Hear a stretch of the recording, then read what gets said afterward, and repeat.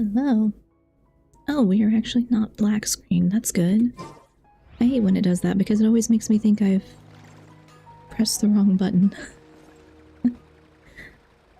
But I am here at a not normal time because it's Monday. Doesn't feel like Monday, but it's Monday. And I am here to continue the quest I don't remember. People I ought feel not like... be so frightened. Oh no, you're gonna talk while I talk. Okay. I feel like I normally... If I were doing this, like, offline, I probably would have gotten the entire, like, 7+ hours, however long this quest is, or the set of quests, probably done in, like, 2 settings, I think, like, just 2 groups, but because it's on stream, it's taking me a lot longer, and, like, having it all broken up, like, I'm just not retaining merely talking shadows. Everything that happened. I'm gonna have to, like, synthesize at the end. But that's okay. I need to find my portal where I'm supposed to go to get back to the story quest. Okay. Yes, portal.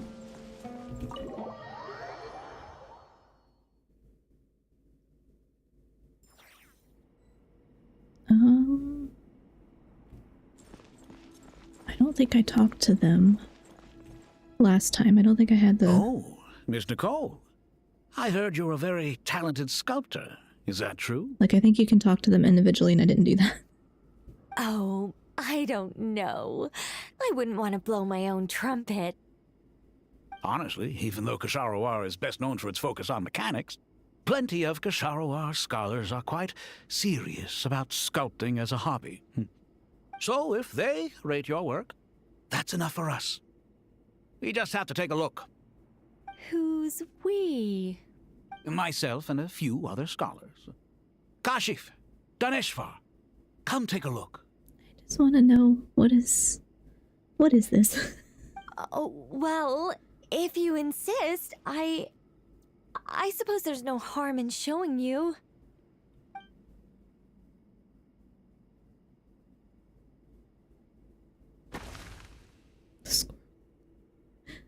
Whoa!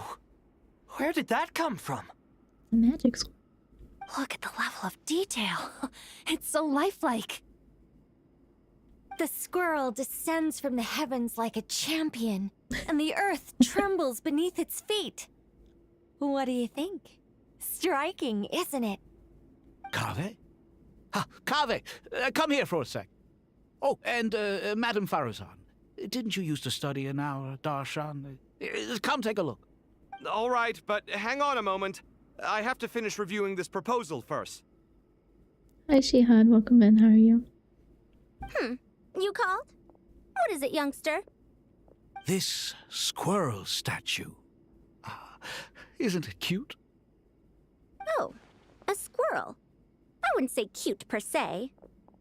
The realism is what stands out to me. Were you trying to carve a statue of a hero, young lady? A squirrel hero? Oh, a hero? I suppose so. Actually, I didn't really have a specific theme in mind. I just started working on it, and this is how it turned out. I see. Well, do you tend to read novels about heroes in your spare time? As a matter of fact, I do quite enjoy those. Everyone loves a good tale of daring do, right? Then perhaps this statue represents the heroic tale you long to see deep down inside. Also on the subject of heroism, I feel that if the subject posed with a finger raised towards the heavens, it would lend a greater gravitas to the overall image. Yes, but it's a squirrel. I'm sure some would call it cliché or old-fashioned, but not me. I think it would be a perfect fit. It has a certain classical beauty about it. Kaveh! Sorry, Madame Faruzan, I'm a little busy right now. Don't wait up for me. What a pity. That young man has excellent aesthetic tastes. I was hoping to ask him for his opinion. What a genius idea! Why didn't I think of that? Classical beauty is a great direction to explore. That's it. Once I get back, I'm going to sculpt a heroic squirrel pointing its finger towards the sky. Precisely. A declaration of victory. You understand my vision. Then place the two statues face to face. Yes! That's exactly what I was thinking. It'll be a masterpiece. Miss... I'm sorry. I didn't catch your name. Just call me Nicole. Madam Faruzan? Was it? What? Oh, no. That wouldn't be right. Why ever not? Madam is a state of mind cultivated from within. Anyone may call me Madam if they so desire. My dear Miss Nicole, once we make it through these trying times, should we have the pleasure of meeting again, I shall look forward to seeing your new work. Another giant squirrel. In this day of age, it's rare to find people with an appreciation for classical aesthetics. Meeting you was truly a pleasant surprise. Honestly, I feel the same way. It's been a long time since I met anyone interested in this style of statue. Clearly, they don't call you Madam for nothing. Also, I have to say, you're a very good judge of character. Because when I think about it, I really am someone who likes stories about heroes. That must be why I've quietly kept watch over generation after generation of them. Is she not... Is she not perturbed by Nicole's mouth not moving? Or did she not notice? Alright, I need my caffeine. I have my caffeine today, because I'm so tired.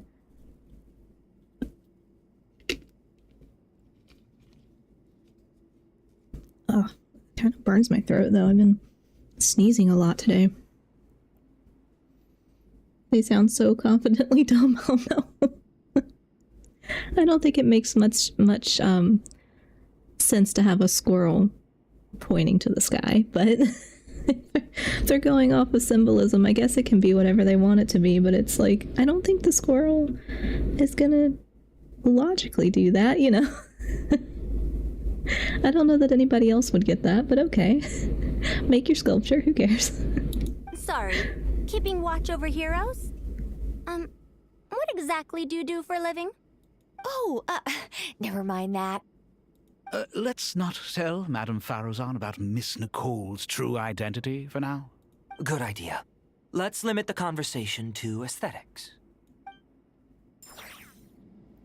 I just think she would be more concerned over somebody's mouth not moving, you know? Like,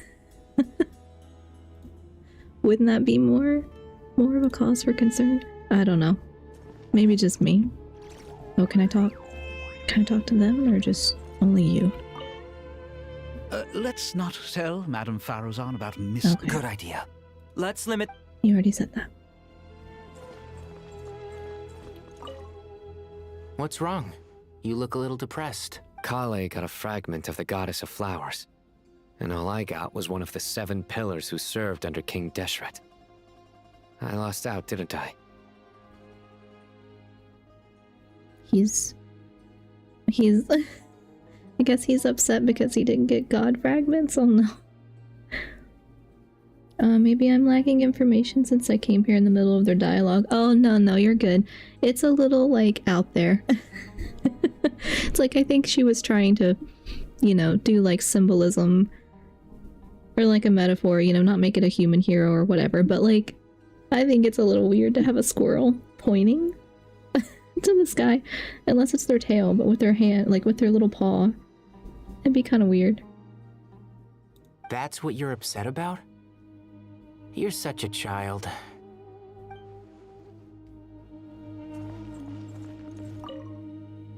Oh, so many books. More than I could ever read in my life. But I've learned a lot that the textbooks could never teach me. I never realized that people in the distant past thought about some of the same questions we ponder today. Hi SK, welcome in, how are you? Is it like a main quest? Yeah, this one is Archon quests, which are usually the main story quests, and they're usually like the longer ones, so, and like they're voice acted, So this is, I think, part 9? The part that came out is like a 2-part, and it's like maybe 7 hours long or something, and I'm probably not even halfway through. I don't know at this point.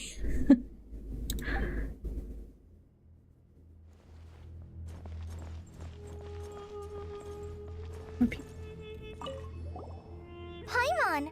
Thanks again for your notes. I'm done copying them, so here you go. You're welcome. Just let Paimon know if you ever need help again. I think that was it. No. Okay, I can't talk to him. Never mind.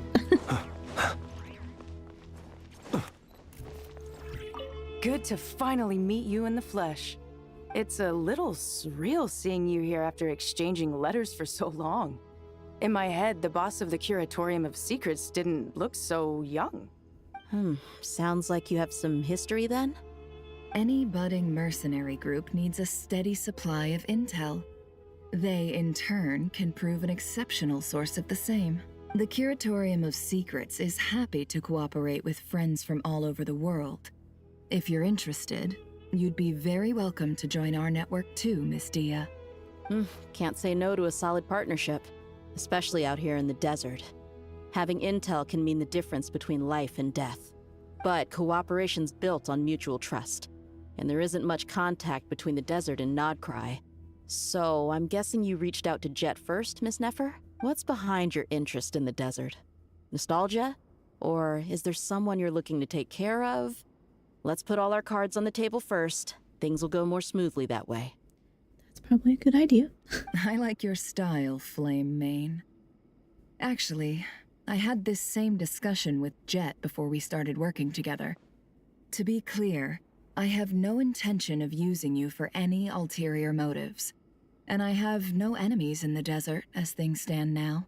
Were that to change, I wouldn't drag outsiders into a conflict that doesn't concern them. There's no point in doing certain things if you don't do them yourself. Wouldn't you agree? Well said. Taking responsibility for one's own affairs is the way of the desert folk. Huh. It's like you're one of us. You sure that's a compliment? Absolutely. I'll take it. Perhaps we can discuss our cooperation in more detail now? Sure. I love working with no-nonsense people. And you certainly fit that description. I look forward to a fruitful partnership. As do I, my friends. That 7-hour long story is huge, I think, because it'll take me 7 days to complete. Yeah, I guess it just depends how much free time you have, you know, to do it all in one go. Like, I would probably do this in 2 sections offline. But because it's online, it takes me longer. But, like, offline, I usually try to get through whatever, like, story patch in as few sessions as possible so that I don't forget what happened. But harder online because I can't take breaks the same way I do offline. I hope everyone's ready. We'll be arriving at our destination very shortly.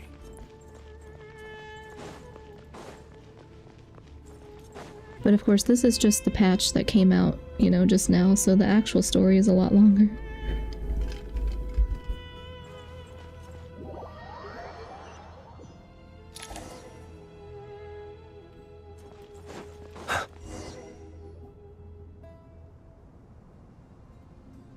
Why, we've not seen so many visitors ever, really. What is this place now, a tourist attraction?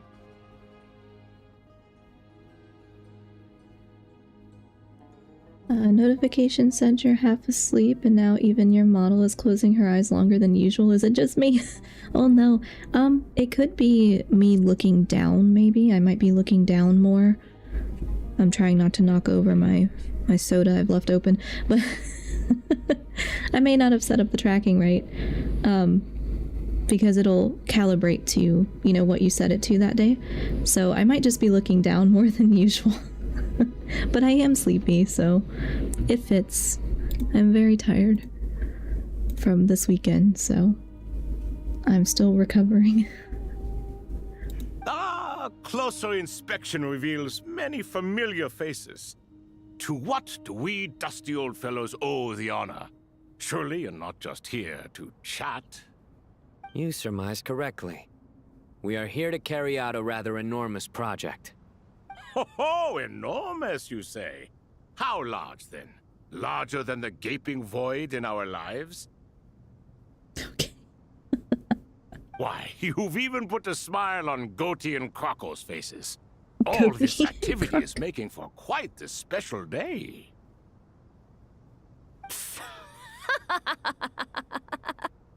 I know that laugh. Lilipar? What on earth are you doing here? Oh, this is hilarious. Turns out good things really do come to those who wait, as long as you stay alive long enough. When did you three get locked up in here? And still you act all high and mighty, putting on a show for the younglings. Truly hysterical. Why, you? Yes, I know. No need to shout. You're right, Lilipar. Goatee, Crocco, and I all have the same problem.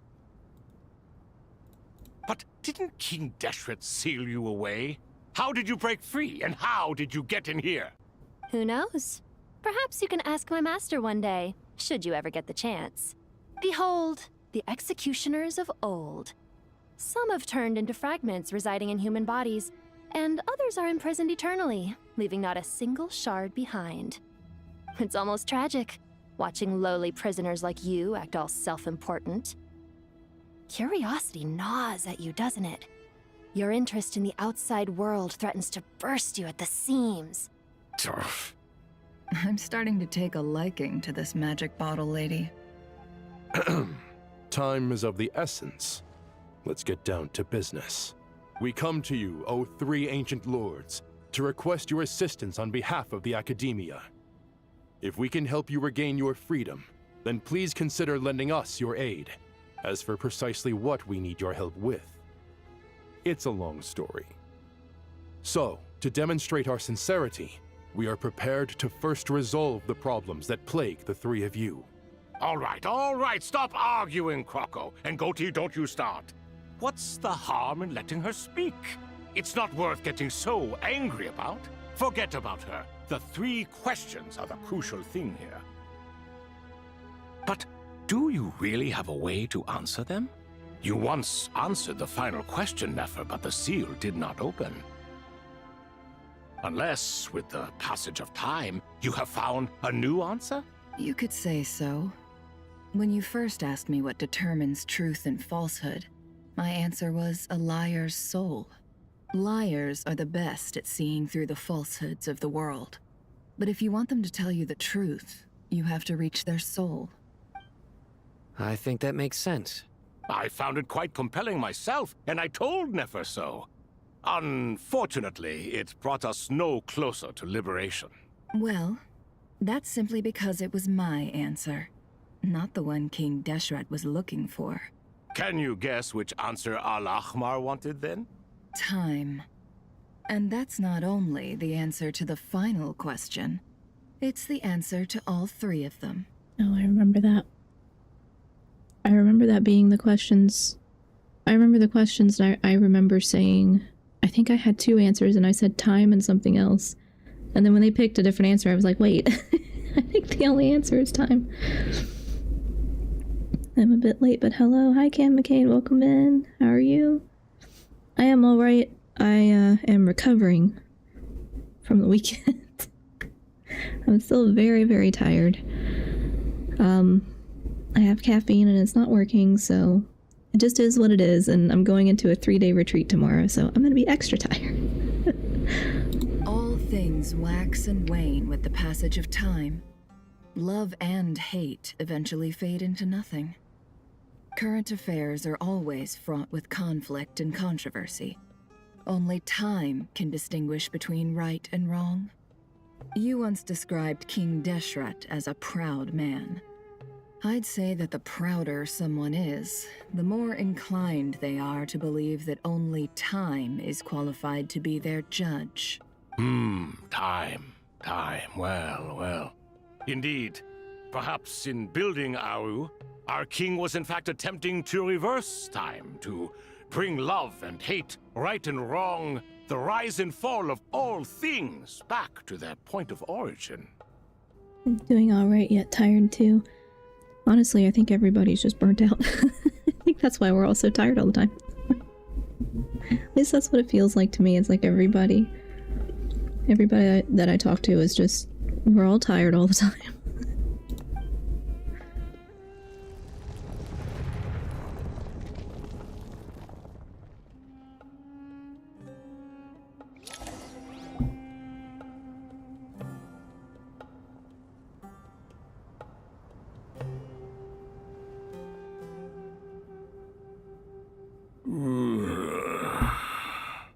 This is the most eventful day I have experienced in a long, long time.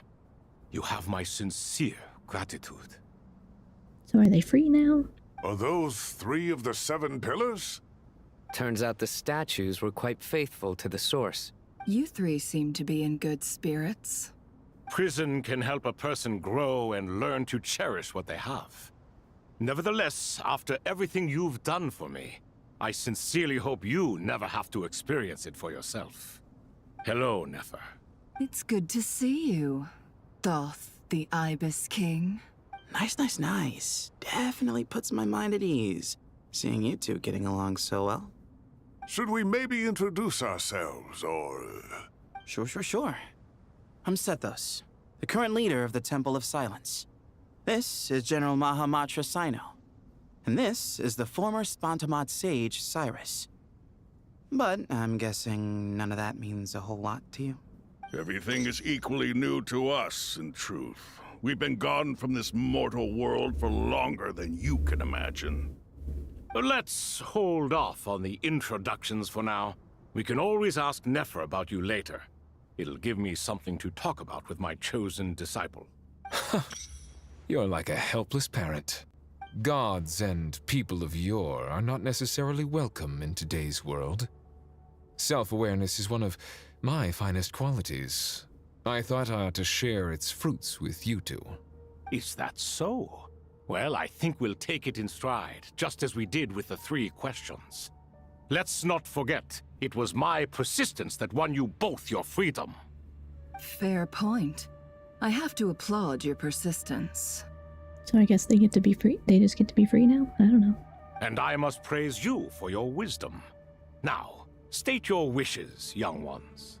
I'm sorry? Why, your tremendous accomplishments deserve a reward, do they not? You must let us do something for you in return. General Mahamatra, what do you think? I won't beat around the bush. Sumeru is facing a crisis the likes of which have never been seen before. And we need your help. Every calamity throughout the ages has been connected to us in one way or another, whether we were its cause or consequence. Whatever is wrong with Irminsul, it severely affected the Dendro Archon. She fell into a coma and is currently receiving treatment from the Dendro Dragon. The Dendro Dragon? I'm sorry, the Dendro Dragon is helping to heal the Dendro Archon? Not a pep, surely. Not vicious, cruel a pep who possesses no virtues aside from her basic instincts. Ah, good heavens. Yeah, that one. I shudder to think what could have caused Lesser Lord Kusanali to suffer such a plight. Still, why would the Dendro Dragon lend you her aid? She has always held nothing but contempt for the Archons. I suppose she and Kusanali must have some history. You can help us make history, too. A smooth talker. Well said, lad. Currently, no one can connect to Irminsul. We hope that by opening up Aru and making some modifications to it, we can use its technology to our advantage. Unfortunately, Aru is an imperfect creation. King Deshret never managed to realize his full vision before his death. Much remains to be done if it is to be pitted against Irminsul itself. Andy, will you ever play horror games? Probably not outright horror. That's not a genre I really play, and it's usually because it's either too upsetting for me or because of jump scares and I just have too much anxiety for that, so. And if they're graphic, I don't really play graphic, so I don't really play anything too graphic. Besides, I hear your reasons, but to give Aru up over such would be... The archaeological records clearly indicate that although Aru's construction took a long time, it was not beyond human means to achieve. Modern technology should solve the efficiency issues. We have no choice but to go all in on this. This is by no means a threat.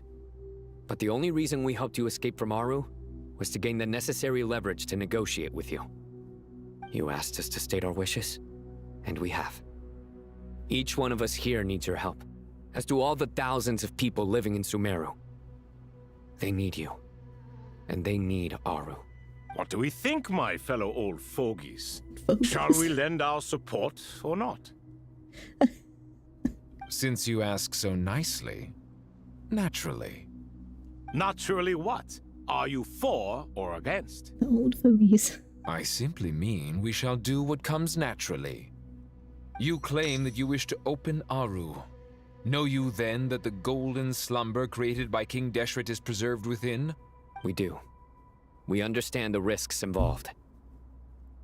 In all likelihood, the mortal world will never again be able to replicate King Deshret's work. Never will there be another chance to come so close to creating a utopia. Knowing this, are you sure of your decision? Oh, so is that just gonna get rid of their afterlife or whatever? God, I love the Three Pillars banter. Yeah, they're good. They're funny. Hi, Dawn Seeker. Welcome in. How are you? I guess hundreds of years of forced coexistence will eventually break you in. Yeah. It's like you're forced proximity for a very long time. You better learn how to get along. Otherwise, you'd just be extra miserable, you know? Hi, Anthony. Welcome in. How are you? We are sure. Before people can dream, they must first live. If your minds are made up, very well. We shall summon our erstwhile colleagues to discuss this further.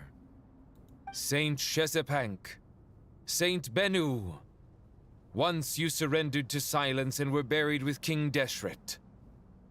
But now, we invoke the right to awaken you with our voices. Well, truth be told, I don't play horror games either, but I like to watch people play them. Watching them scared, anxious, screaming gives me a sense of comfort. Excuse me, starting to lose my voice a little bit. I get that. Yeah, I get that. I will watch people play. Sometimes. I don't watch them that often, but I will watch people play horror games sometimes because I can minimize the screen, like I can just make it small. Which solves my problem of getting, like, on a big screen, like, images that might surprise me, and then I, unfortunately, have the intrusive images thing, so they will stay with me for a long time and pop up in my brain, and I will see them, you know, unwanted. And so that's why I don't do it. But there might be some, like, kind of in-between games, like, that aren't too far gone that they would bother me that way. I don't know them off the top of my head. I'd have to research. The only one I can think of that I would, off the top of my head, be able to play is one that kind of reminds me of the Twilight Zone, and maybe it was supposed to be sort of based off that. I don't know. I think it's called Midnight Scenes, and it's kind of like a point-and-click little story game or whatever, but it's like kind of Twilight Zone kind of horror, but not like so far in the horror direction. I might be able to handle it, but I have to look more into it. Basically, Aru is a place segregated from the cycle of life and death. Place where souls remain after death, never to return to the cycle, right, of life. For some, it's a comfort and final rest. For others, however, it's torment. That makes sense, yeah. I remember them talking about it, like, a long time ago. I just was like, that's the afterlife, right? Or it's like the in-between. You don't get reborn, or whatever, so I guess they're gonna have to destroy it, or potentially destroy it, in order to, like, do whatever they need to do right now.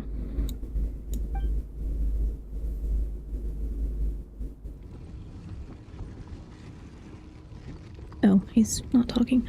I can feel this strange sensation. The ground is trembling, as if answering the call of the Goat King. Saint Binu, responding to your call. 3 kings detected. Initiating autonomous will. Autonomous will. Saint Shezbank, responding to your call. 3 kings detected. Initiating autonomous will. We have ancient technology. Ah, Lord Herreshoff. What a long time it has been. I trust you are keeping well. Then your trust in my well-being has long outlived your physical body. You have always opened with that same phrase, in life, death, and now even beyond. Al-Akhmar is long gone. What is the reason for this meeting? You're awake? Good. We are voting on whether to give the people of present-day Sumeru access to Aru and permit them to perform technological renovations. You have the right to support or oppose the motion. Nothing changes in there. Eternally stagnant for those who fear change. It's sanctuary for those who long for it. It's prison. Yeah, it'd be nice if you got the choice, I guess, whether or not to be stuck in unchanging and with inability to reincarnate, you know. Because if you wanted that, then cool, but otherwise, I imagine that is not great. Aru is the pride of Al-Akhmar. Opening Aru requires the unanimous consent of the 7 pillars. I hope you have a convincing reason to present to us. Sumeru is currently in the midst of a major calamity. Let us not forget that while Al-Akhmar was a stern ruler, he was also a teacher of wisdom. A god without his people shall cease to exist, and King Deshret's greatest wish was to provide protection for his people. Let us then honor our God King's wishes as we consider our decision. I do not mean to mock these proceedings, but what is the point of a unanimous vote when we know that the last of the 7 pillars, the Dendro Dragon Apep, will never communicate with us? This will no doubt surprise your mechanical mind, and I have no intention of trying to persuade you it is true. But Apep is, in fact, healing the Dendro Archon as we speak. Huh? Can someone attest to this? Do we have any proof? The proof is, trust me, I saw it. I ask the 3 kings, can any of you vouch for the truth of this claim? Naturally, the Ibis King, Thoth. What? It was Thoth's disciples who revealed the truth to us. We need not debate its veracity. Simply let Thoth bear accountability. That way the rest of us may have a clear conscience. Herreshoff, you diabolical fiend! I awakened our former colleagues for you, supported your opinion, and backed your decision. What sort of fiend would do that? Instantly thrown under the bus, yeah. Let's let this guy take the fall. It's fine. We're gonna do it. If it's not true, sacrifice him. I miss the days when Hermanubis was still around. At times like this, he would offer to take accountability. What are you trying to say? Is my word worth less to you than Hermanubis's? Hypocrite though you are, Lord Thoth, you are humorous in equal measure. How could we bear not to associate with a character such as you? I, Saint Shezbank, approve the Goat King's proposal. Okay. They were easily convinced. Since King Deshret is no more, we shall receive no reprimand for acting beyond our remit. Nevertheless, I sincerely hope that those before us understand the significance of what they intend to do. Remember, the moment that Aru is liberated, the myriad souls residing within the Golden Slumber will return to the ley lines. And once the ley lines flow again, these souls shall in turn be received by Irminsul. It's unfortunate that they don't get a choice, though. All the glorious shade they all throw at each other, yeah. At least they're interesting. Like, interesting to listen to. To take this step, is to bring the perfect afterlife created by our king to a permanent end. We understand that well, and we have decided to proceed regardless. Furthermore, the contemporary human perspective would contend that confining souls in this way is no act of benevolence. The deceased have a right to rest in peace. King Deshret's creation is clearly a place of rest and peace. It is just that many do not see it this way. But no matter. Saint Binu approves. Hermanubis' representative and the Dendro Dragon Apep made their choice ahead of time, while the Goat King, Ibis King, and Crocodile King have also granted permission to liberate Aru. By the grace of His Majesty, guided by his wisdom and will, let the gates of Aru be reopened.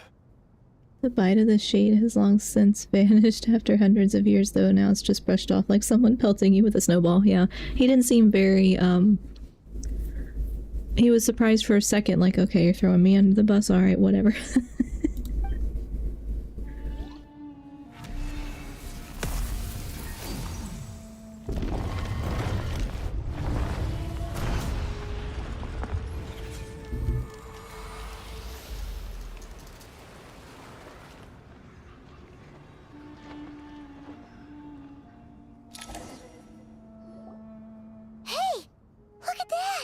What's this? Are we under attack?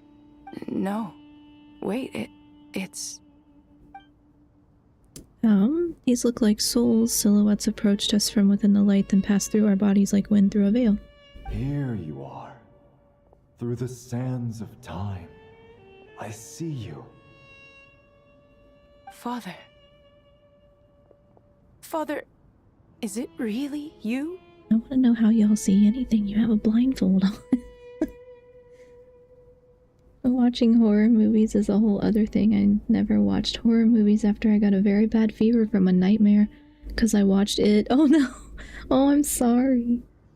Yeah, I don't typically watch them either.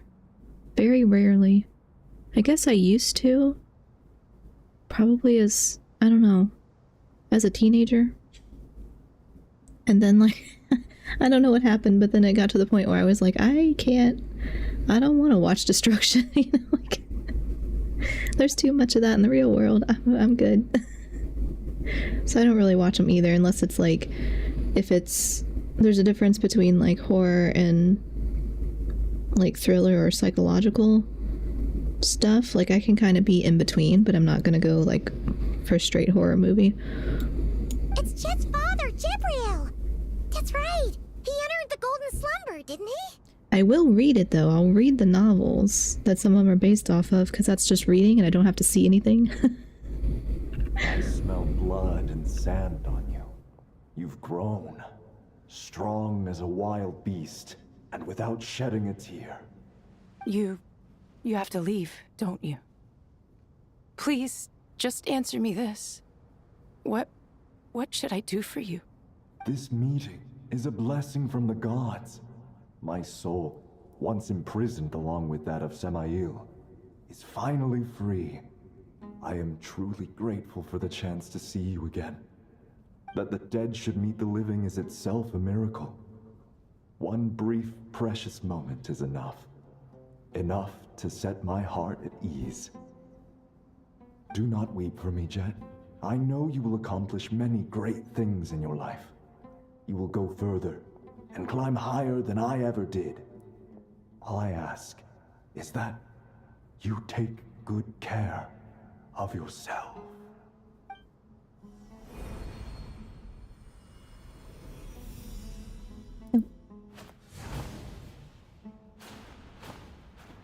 Father! Father! Father. Hey, Jet. Do you want something to eat? Maybe it'll help you feel better. I'm fine. Thanks, Paimon. It was just a little sudden. The chance to see my father again meant the world to me.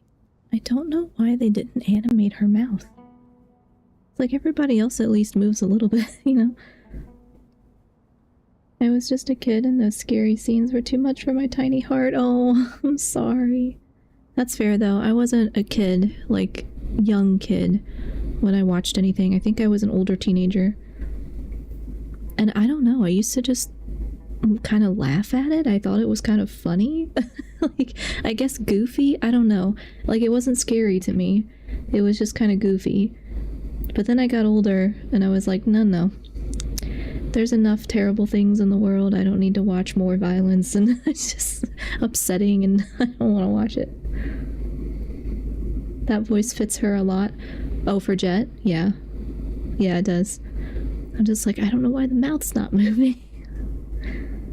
I think it would be safe to assume the blindfold acts more like a sunglasses than a blindfold. Yeah, it's like, I don't... If you're wearing just a straight blindfold, you know, I don't know how you're seeing through that. He was trapped in the golden slumber for our sake. And now, after all this time, he can finally rest in peace. I'm glad. It's a huge relief. You've grown strong, Jet. More than enough to fend for yourself. Yeah. I'll leave the past in my memory where it belongs. My family, the good times and the bad. Goodbye, Father.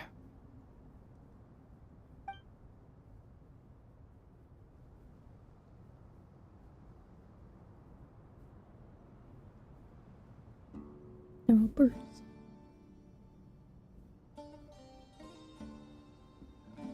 Ah, me, what a touching reunion that was. It seems we did a good deed today. We three retainers, once imprisoned for our iniquity, are surely the least qualified to judge whether this deed is good or bad. Either way, Aru is open. Now you have your opportunity, and with it, whatever trouble may ensue. Although Aru was created by a god, human craftsmanship was nevertheless required to build the gate that connects it to this world. Perhaps the relationship between gods and humanity follows a similar principle. Well, it's 3 a.m. here and I need to attend a wedding ceremony this morning.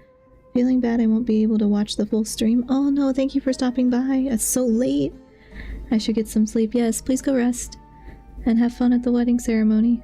Or try to, if you're not big into gatherings, like I'm not. But yeah, try to get some sleep. Thanks for stopping by. As for your proposed renovations, we cannot determine which functions to keep or discard.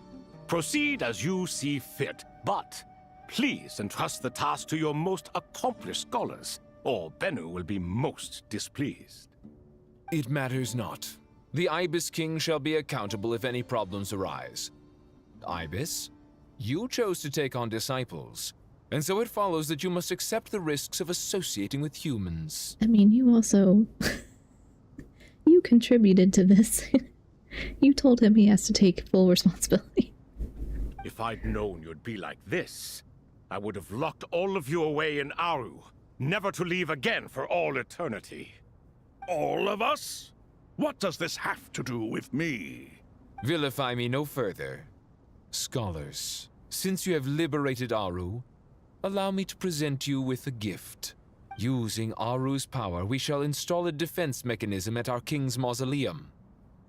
You must be guarded even against Irminsul itself. This shall afford you some convenience. See you in the next stream. Bye. Bye, Shihan. Have a good night. Unseen and unheard.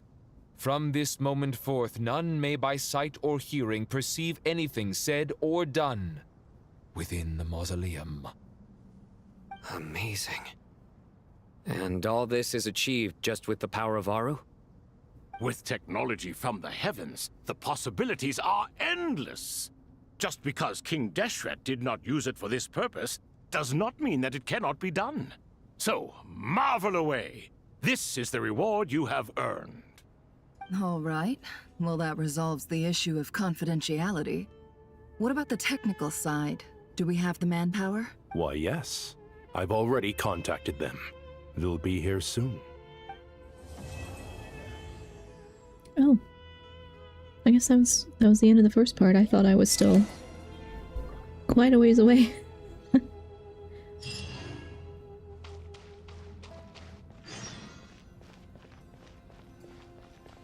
Wait for a while, okay.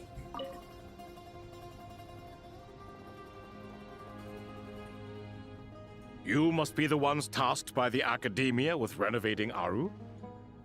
That's right. Good afternoon. I'm Kaveh, and these two are Termezi and Naisaburi. Hey, I'll hate them. Come and introduce yourself. We've met before. This is Thoth, the Ibis King, and everyone knows these two. Afternoon, gentlemen. I've only ever seen these two in murals. Let's have an argument right here. Ah, the paintings in the temple. They show us chatting, playing cards, playing chess. Precisely the activities we most enjoy, funnily enough. No, only you enjoy playing chess. We were just humoring you. Oh boy. I wouldn't go that far. Back to the matter at hand. A preliminary assessment by the Academia indicates that this project requires expertise in various disciplines, including the deciphering of ancient texts, mechanical engineering, the restoration of ancient ruins, and elemental theory. The most capable minds in their respective fields are here before you. If there are no objections, we'd like to begin our work. The artisans who built Aru for Al-Ahmar gave their very lives to create this splendid work. Follow their example by giving your utmost devotion to this project. I didn't know that. We'll do our best, of course, but we certainly won't be sacrificing our lives. I was gonna say, are you expecting them to sacrifice their lives? Because I don't know that it's worth that. Such brazen words.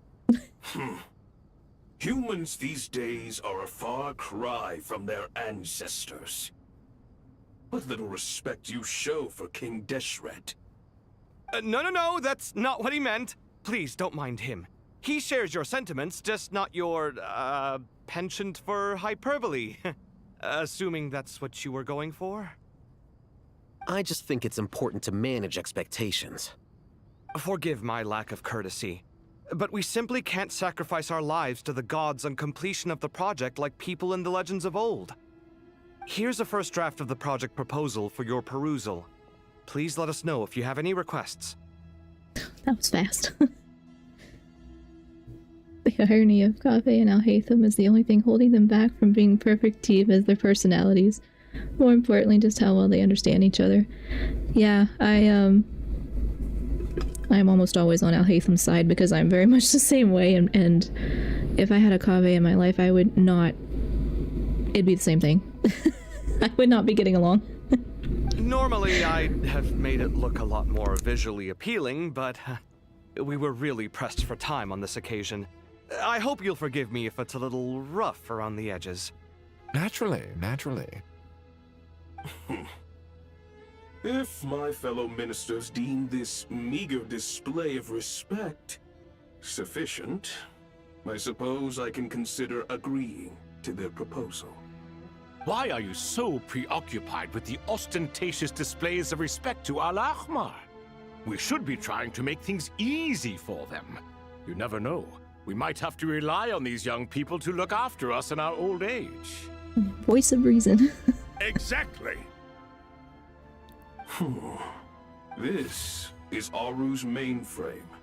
Be reminded to use it with great caution. We certainly will. Thank you for your assistance. You may attempt to lay out punishment should you so desire, though I'm afraid it would be futile. You and I both know that certain components of Aru can only be operated by humans. King Deshret always believed in humanity. Still, the reason that Aru's modules are designed that way is not so much because he trusted them, but more because he was wary of you. Is that true? No wonder human artisans helped to build Aru then. He actually required human assistance to create his greatest work. Naturally. Have you noticed that the Goat King keeps giving superficial responses? It's like he's just going through the motions and leaving the real debate to his colleagues. He understands the art of perfunctory speech. That's what earned him his position as the Minister of Ministers. It seems the rumors about King Deshret being a poor judge of character are baseless after all. Excuse me for being blunt, but it sounds suspiciously like you're putting yourself on a pedestal and mocking me.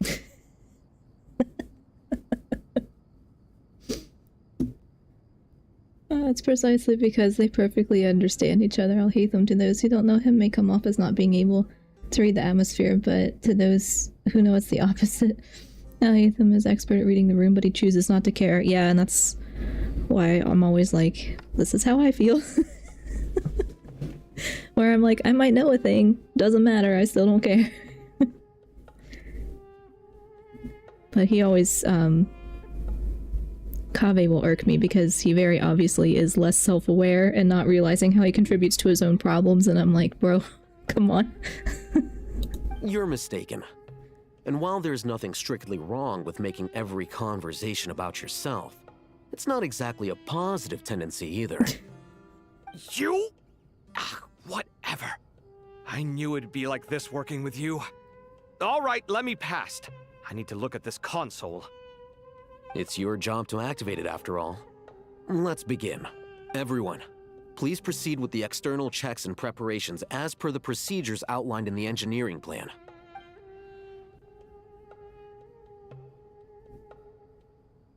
They're gonna stand here and they're gonna stand there and like bicker the whole time. Hello Not there, the three gods. Whoa, the Ibis King came to life. What do you mean, came to life? I've been alive the whole time. You did say we could start our research, right? Are you having second thoughts now? I've reviewed the proposal. The work you're planning to carry out on this grand device is ambitious in its scope. You have ample confidence in your abilities, I take it? I wouldn't say I'm feeling hugely confident, but given how bad things are, I'd rather at least try something than sit around waiting to die. You are the top scholars of your day. I trust you are aware that there are countless links between Aru and the Akasha? Aru and the Akasha? But I thought the Akasha was the Academia's greatest technological accomplishment, created years ago by the Dendro Archon to help her people access knowledge. And you too? Do you not know either? You've read the instruction manual, right? You tell them. An instruction manual? The Akasha has an instruction manual? The Dendro Archon is a kind and thoughtful god indeed. It used to sit on a shelf in the corner at the House of Dana. Not the most popular read. If the manual is to be believed, Aru was in fact the original inspiration for the Akasha system. What? But there are so few records about Aru anywhere. And practically none of the scientific expeditions into the desert had anything to do with it. Ah, but this is something you could not possibly have known. You may have heard many stories about the desert, but what is the most important aspect of history? Consider this a quiz. Anyone from Vahumana present? I'm from Vahumana. It's, well, veracity. Precisely. And a large part of veracity is the chronological order in which events occur. I may as well tell you. In the beginning, Nabu Malikata, the goddess of flowers, descended upon Sumeru. The glory of the heaven was within her. She brought life, oases, and knowledge to this land. Then she created the Jinn, enlightened them, and ordered them to serve her. Two other gods also walked upon this land where wisdom flowed in abundance, and the three met beneath the great green trees. It was the first and greatest alliance. We should speak with reverence of this covenant between the three, which transcended both time and life. For they promised that in Sumeru, wisdom would be shared with all. All the great changes in Sumeru's history began with the goddess of flowers. For King Deshret's sake, she pried into the secrets of Celestia, and for this was burned to ashes by the flames of wrath. So grieved was King Deshret by her passing that he lost all interest in state affairs and devoted himself instead to the knowledge that she had brought back. It was after learning of the technology from that floating island in the sky that he first conceived of Aru. And so, the Akasha was inspired by Aru, while the basis for Aru itself came from Celestia's technology. Oh, I think I gotta sneeze. Hold on. Oh. Okay, maybe not. I've been sneezing all day. Ugh. Okay, well I think it passed. The fact is what ticks off Kaveh because he's very people-focused and thus can't help but care about others' feelings to an absurd degree. He's also a staunch idealist. What annoys Al-Haytham about Kaveh is already well aware that his idealism is the source of the problems that plague him. It's the same reason that many idealists abandon the path. It's what annoys me too. I'm like, you have to take responsibility for yourself. If you want to be an idealist, go ahead, but that doesn't absolve you of your self-responsibility. Path of an idealist is a path riddled with self-sacrifice and anguish with no end in sight. Kaveh always holds the key to solving the problem that plagues him but refuses to use it. Yeah, he's not self-aware enough for me. And I'm too much of a realist to not be annoyed. Well, if the two share a common technological origin, then connecting one system to the other is an entirely feasible idea. Unbelievable. Have you no reverence at all for celestial technology? No, I do, but there's no time for that. The schedule is too tight. Blame it on the deadline. Perhaps you could try coming up with our cutoff dates. You know what it's like having to turn around 5 different drafts in one day? I wouldn't wish it on my worst enemy. Yeah, also, Sir Ibis King, you don't plan on getting directly involved at all, do you? Yes, well, you strike us more as having come to give a popular science lecture. Or, wait, does this count as more of a first-hand witness statement? Yeah. Neither. Anyway, this sounds like far too much work for me. Still, if Aru is so powerful, why didn't King Deshret use it for more ambitious ends? Because it was never fully completed. King Deshret had grand plans, but he perished before they could come to fruition. In the beginning, his wish was to create something that could rival the very world itself. The Lord of Flowers sacrificed everything for that ambition. What he desired, she bestowed, and thus was knowledge brought into the world. Her courage and sacrifice had to be honored with the most splendid of monuments, or King Deshret would surely have deemed it a grave injustice. I want to pet the lizard. And that monument, built from knowledge and technology, etched with a sacrificial and courageous love, even in its unfinished form, it deserves to be treasured. At that time, King Deshret said the following to the Lord of Dendro. Since we share an eternal covenant, I shall never be your enemy. Hence, the fruit of wisdom from the heavens is not to be devoured. Remember, it is not that I lack the power to become the enemy of wisdom. Yet you and she have taught me much and shown me kindness. For this, I cherish you both. In the end, Aru was only used to store a portion of the souls. It was but a primitive form of the masterwork the king had envisaged. His final hope for Aru was to return to the past, when she yet lived. So the point you're making is, King Deshret was both powerful and ambitious, and he only ceased his imperious ways out of affection for the Goddess of Flowers and the Dendro Archon. You could see this as an act of mercy, but you could also see it as the sentiments that lay between these three gods placing constraints on him. This was, after all, the foundation of the alliance between them. This explains why Aru was both a prison and a monument, and why the answer to the 3 questions was time. You have to be careful who you get involved with, or you invite all manner of misfortune. This is as true for gods as it is for humans. Love is the same. It is both a prison and a monument. All right, let us pause the story here for now.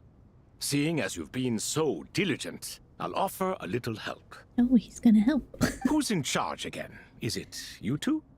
Ah, yes, me and him. Now then, close your eyes. Wisdom hides in the space between the tangible and the intangible. It is to convey the incommunicable through the simplest of mediums. By the power of King Deshret, I shall grant you a glimpse into the unseen secrets that lie at the threshold of existence.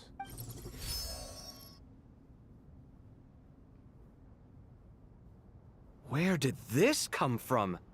Is it a new mechanism? It looks more like some form of externalized information. You've rendered it visible? Just as the Akasha allows you to access a greater range of knowledge, the power of our king permits one to perceive ingenuities that do not belong to this world. This is no ordinary mechanism.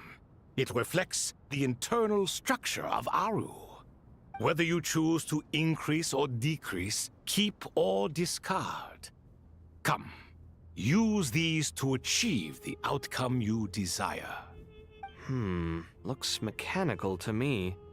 Better let me handle it, just in case. But wait, how do I get up there? Turn around. So that's where the elevator is. He wasn't gonna help otherwise. Was he not gonna help otherwise? He was just gonna stand there and watch them struggle. Like, okay. He's been entertained enough, I guess. Oh, hold on. Oh, I clicked out of my thing. Clicked out of my thing. Hi, Turtle. Welcome in. How are you? Oh, congratulations. You have, it popped up a 20 stream streak.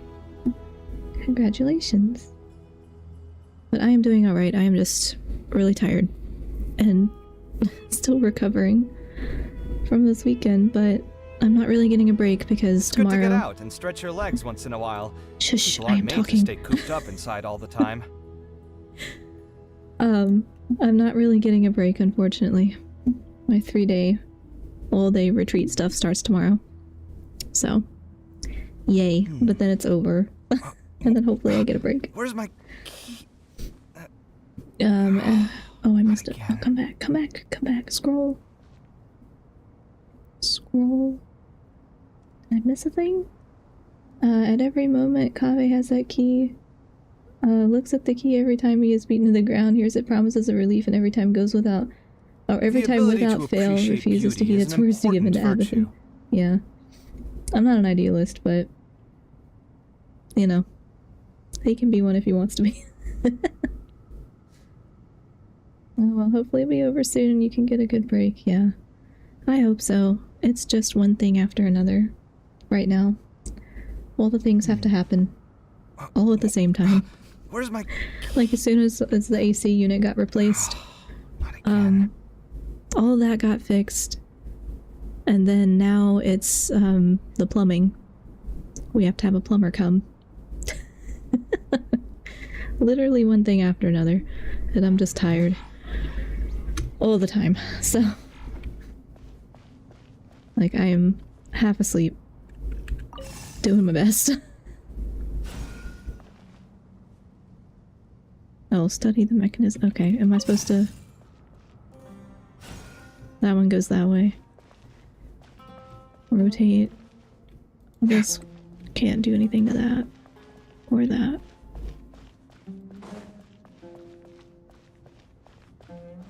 Let's do.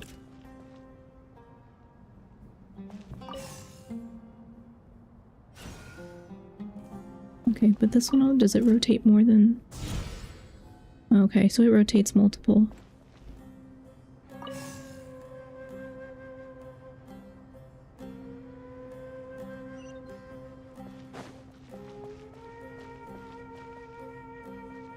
I'm gonna go over here. This one's already...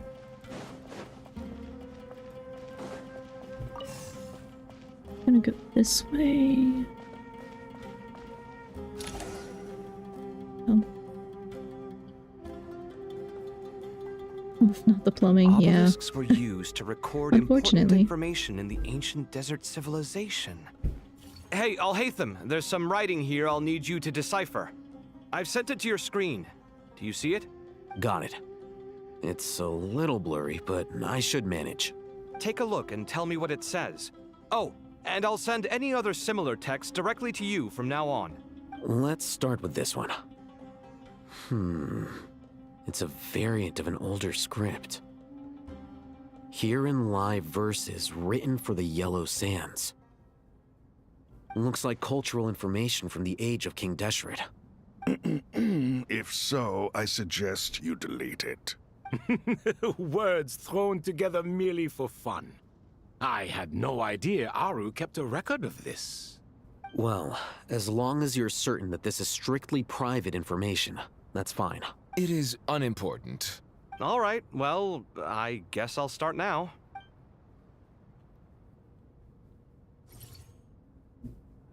Okay. But yes, the plumbing, which gave me like a massive scare one night. It was because it's the shower. Oh, that thing's gonna go away. It's the shower that's not working. Where's the...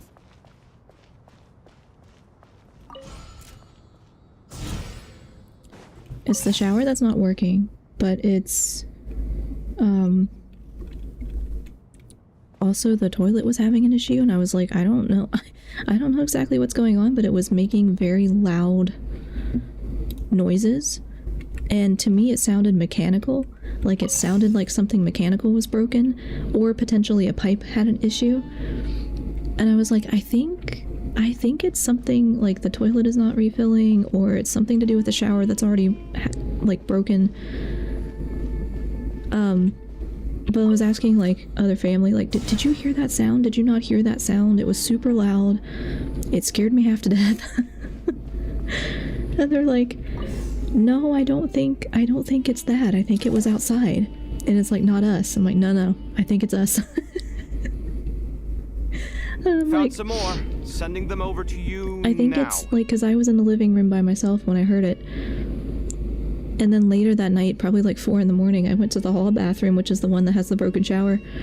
And I was like, I hear it. I hear the noise. And then it got really loud. So I'm like, nope, it's definitely inside the house. It was very, very frightening. But thankfully it still works, like, for now. But yeah, that's the next thing to have to repair. Pay money for. Today has been busy. Had to go pick up a few things for my parents in the morning. Then had an interview for a little side job I wanted to pick up. And then had to go quickly mow the lawn before it rained. Has yet to start raining, so I'm fresh out of the shower and finally have a break. Yeah, it's very busy, but at least you got a lot done. Hopefully your interview went well. But yeah, we were doing yard work yesterday. Because it had been raining so much, there was no opportunity. But finally, the grass was getting really tall. But it's okay now, it looks a lot better. Not the shower. Yeah, it was the shower. But it's the extra, like, kind of hallway shower. So there's another one, so it's like, it's okay. But, you know, we still want it fixed. Oh, scroll.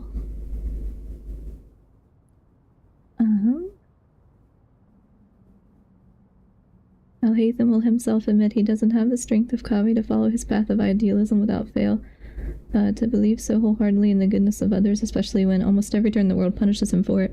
I mean, I don't think it's really he doesn't have the strength. I think that's just not his...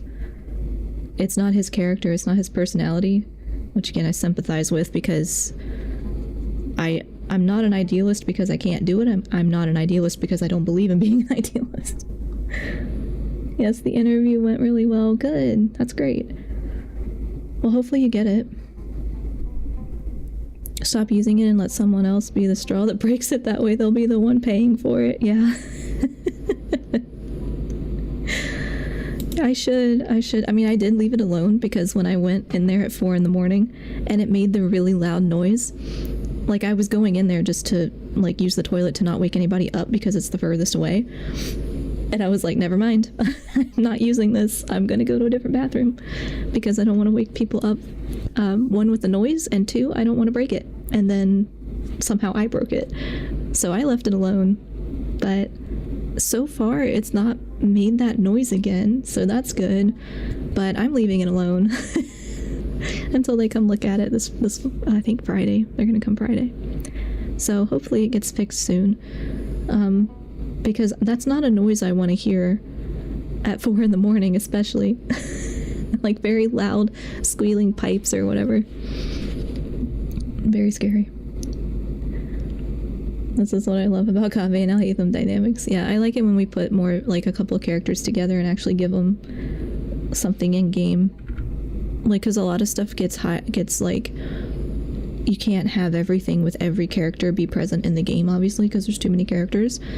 And a lot of things get like buried or hidden in character stories, and then it doesn't necessarily get to play out in game. So I always like when they have the opportunity to play stuff out in game, because I like digging into that kind of stuff, but not everybody's going to do that, you know. So there's just no way you can get it all in the same game unless it just went on forever.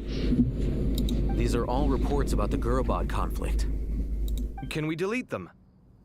I'd say so. Most of this information has already been archived anyway. What if there are details in there that Vahumana missed? What are we supposed to do if they come after us in the future? Always have a backup. They'll just have to live with it. If we don't resolve these issues now, there won't even be an academia in the future, let alone a Vahumana Darshan. Yeah, you're right. Okay, done. There's some other similar monuments nearby. I'll check them out. Let us never forget the biggest technological breakthrough in regards to desert tech came from a joint project that Alhaitham and Kaveh worked together on. It's like, here you go, guys. Get along, just long enough to do this. I'm lucky that most people at work that I have to work with, I don't have that issue of, like, please don't put me on a project with these people. But in some of my previous roles I did, and I was like, for the love of God, don't make me work with these people. Even though it's like I knew we could do it. I just didn't want to do it. But now, thankfully, I don't have very many people that I feel like that about. Oh. I didn't mean to. Oops. Is this thing, gonna hang out here? That one moves.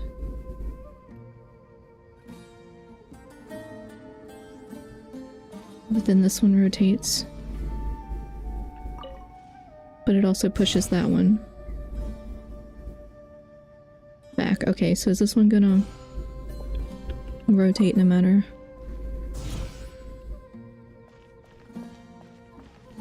I'm too tired for this.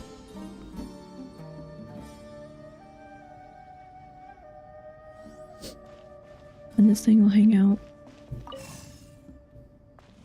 Oh, I thought it would hang out here.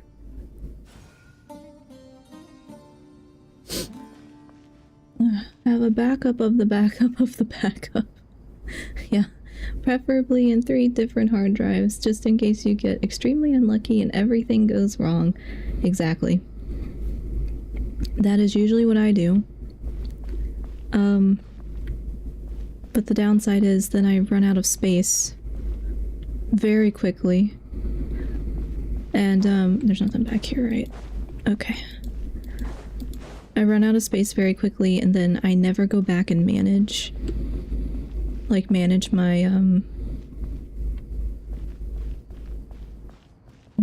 digital stuff, you know, and then it just gets messier and messier.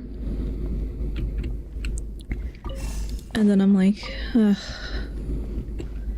Now I have just all these duplicates all these duplicates of the same thing, but I can't remember which ones I got rid of. Because once I run out of storage space, I'm like, I have to get rid of something, but I can't remember what I backed up where. So that's my current issue, because my computer is full and I have to move everything off it. Another monument. Oh, thank you for the hydrate routine, Turtle.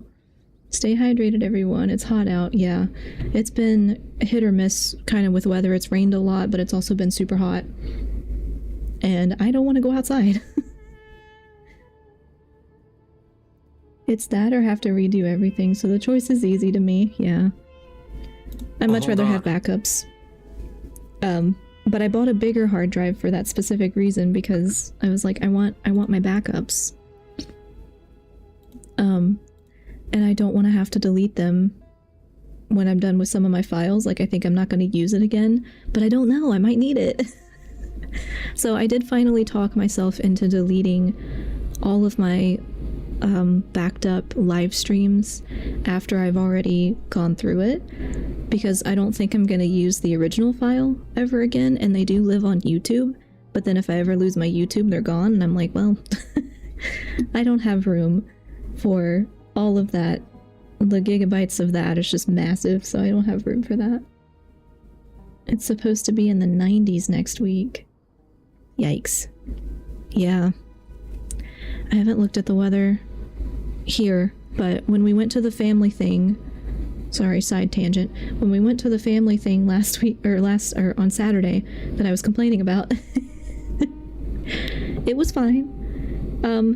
And we actually ended up leaving earlier than I thought we would, which is good. Because it was kind of hot, and the building we were in, there was no air conditioning, and they had fans, but they were just blowing around hot air essentially, and I was starting to feel like a little sick. Not like I'm gonna be sick right this instant, but I was feeling it come on. I'm like, I don't think I can stay here another however much longer. I think I just need to go home. So we ended up going home a little early and not staying for dinner because it was going to be like 4 hours to get back home. So I kind of I didn't fake being sick, but I was like, I'm not feeling good, so we're just going to go home. Sorry. You know, because I thought I might get sick from the heat a little bit. And so we ended up just leaving and getting food on the way home. Like, we still got back pretty late, but not as late as we would have. So I wasn't like upset about it. But yeah, the heat is not my friend. Hello, sorry I'm late. Hi Hadi, welcome in, how are you? Can't you make a folder specifically for the project and have it save automatically to this one, then delete the multiple backups you made over the weeks, months, and keep only the first one of the week month? Oh yeah, well, yeah, and to be fair, I don't typically, I don't know, I guess I just never thought to do anything like that. I just dump things in a folder and then I never look at it again. And then I just get a bunch of messy folders and I have to sit down and organize them, and it's a giant slog, you know? But I'm working on it better on this computer because it's a newer computer, so it has less stuff on it. And it's got all my live stream stuff on it and all my game stuff on it. So it's a little easier. I just need to sit down and do it. How the heck do buildings have no AC? I know. It was a very old building.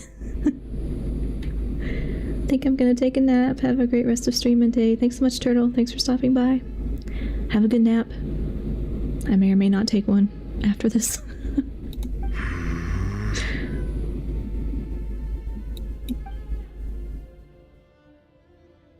You're still reading it? How long is it? It records the development and governance of the Oasis civilization. Most of it concerns the Jinn, but it also contains records left by the artisans who built Aru. I dread to see what your desktop is like if that's how your folders are. Yeah, you don't want to know. I always think I'm gonna do it, like go back and organize, and then I never do. So I just have to set aside specific time where all I'm doing is organizing all of my messy folders. And once I get this computer organized, that is the main issue, and then I'll worry about all my other files later, like files from previous computers, just like, you know, old photo backups and all that stuff. I can organize that stuff later. Right now it's all just dumped on external hard drives. But if I can get this computer sorted, I'll be happy. And it doesn't help that I download a lot of PDFs for like articles. So like research articles or whatever, I download them to read later, and they usually just end up sitting in my download folder, and they don't have like the name of the article or anything, so I have to go back in and rename all the stuff and then upload it to my citation management software. And then once I do that, I can get rid of it, but it just takes forever. So I'm very slow. Terrible. I have my English essay due on Thursday, and I haven't even read the book it's on. Plus, I may have accidentally thrown out my English homework, which is due tomorrow. Oh no. I'm sorry. Oh. Well, I hope you can find your homework and that it's not gone. Can you maybe skim the book for Thursday for your essay? That's usually what I do when I run out of time. I am not a good example. Because I did that with my last class. I had a book, essentially a book review, like not a report where you just summarize stuff, but a review. So it had to be a critical analysis. And it was due at the end of the class. And I waited until, I think, maybe 2 days before to read the book. So I just sat and read for hours, but I skimmed some of it because I didn't have enough time. I think I'm cooked. I'm gonna try to skim it, yeah. Better than nothing. Sometimes you can get the big points and do well enough. But yes, don't use my example. I should really be better about it, but I have figured out the systems, I guess, so as long as I get a good grade on it. If I get a good grade, I'm like, well, I have no incentive to not do that again. Is it important? Some of it. There was no way for me to read the whole thing in its entirety, so I had to rely on my intuition to pick the parts worth keeping. What about the artisans' records? What do they mention? They're speculations, mostly. For instance, they were wondering how to protect themselves if King Deshret decided to silence them after the construction of Aru was complete. Sounds like pure mythology to me. Surely that kind of thing didn't really happen. The records do emphasize that this was merely their conjecture based on various myths. Still, the artisans did leave details of their plans to survive, including blueprints for their escape route. Even that got recorded? Okay, well, I'll make a copy of this first before I delete it. Is that truly necessary? You won't be needing those. No, the blueprints are important. I want to keep them as a memento. Keep a copy. One of my cats is yowling. I don't think it's getting picked up on the mic, but I think that should just about do it. He's very loud. What is wrong? What is wrong? Why are you yowling? Oh, I don't think the cats are very happy because they can't have their dry food right now because the one cat had the tooth removed, and so she's not allowed to have hard dry food, but that's all they want to eat. So we'll feed them canned food, and the other two eat canned food, and they're happy with it, but they're used to having dry food too. So they're like, I don't know, just acting like they're hungry even though they get fed the wet food. And I feel so bad because I can't put the food out. But the one that had the surgery, she doesn't want to eat the canned food because she's so picky. I'm like, well, I don't know what else to do except put a liquid treat, one of those tubes, like the churro tube, on top of her canned food to get her to eat it. But then she's gonna think all of her canned food will have treat on it forever.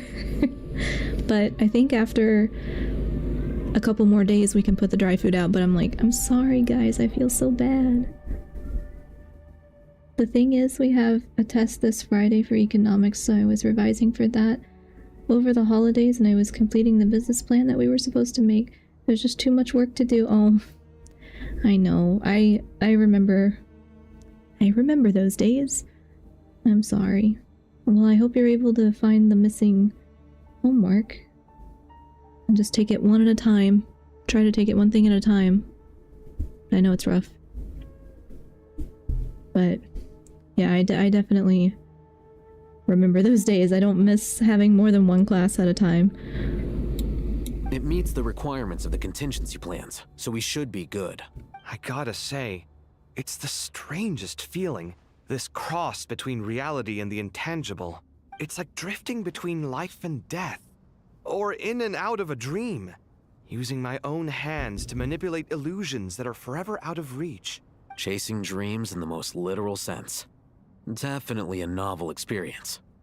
What happens if my spirit just floats away? That won't happen. Anyway, I wouldn't celebrate just yet if I were you. There's likely to be a phase 2 of this project. All right. I'd better keep my wits about me then.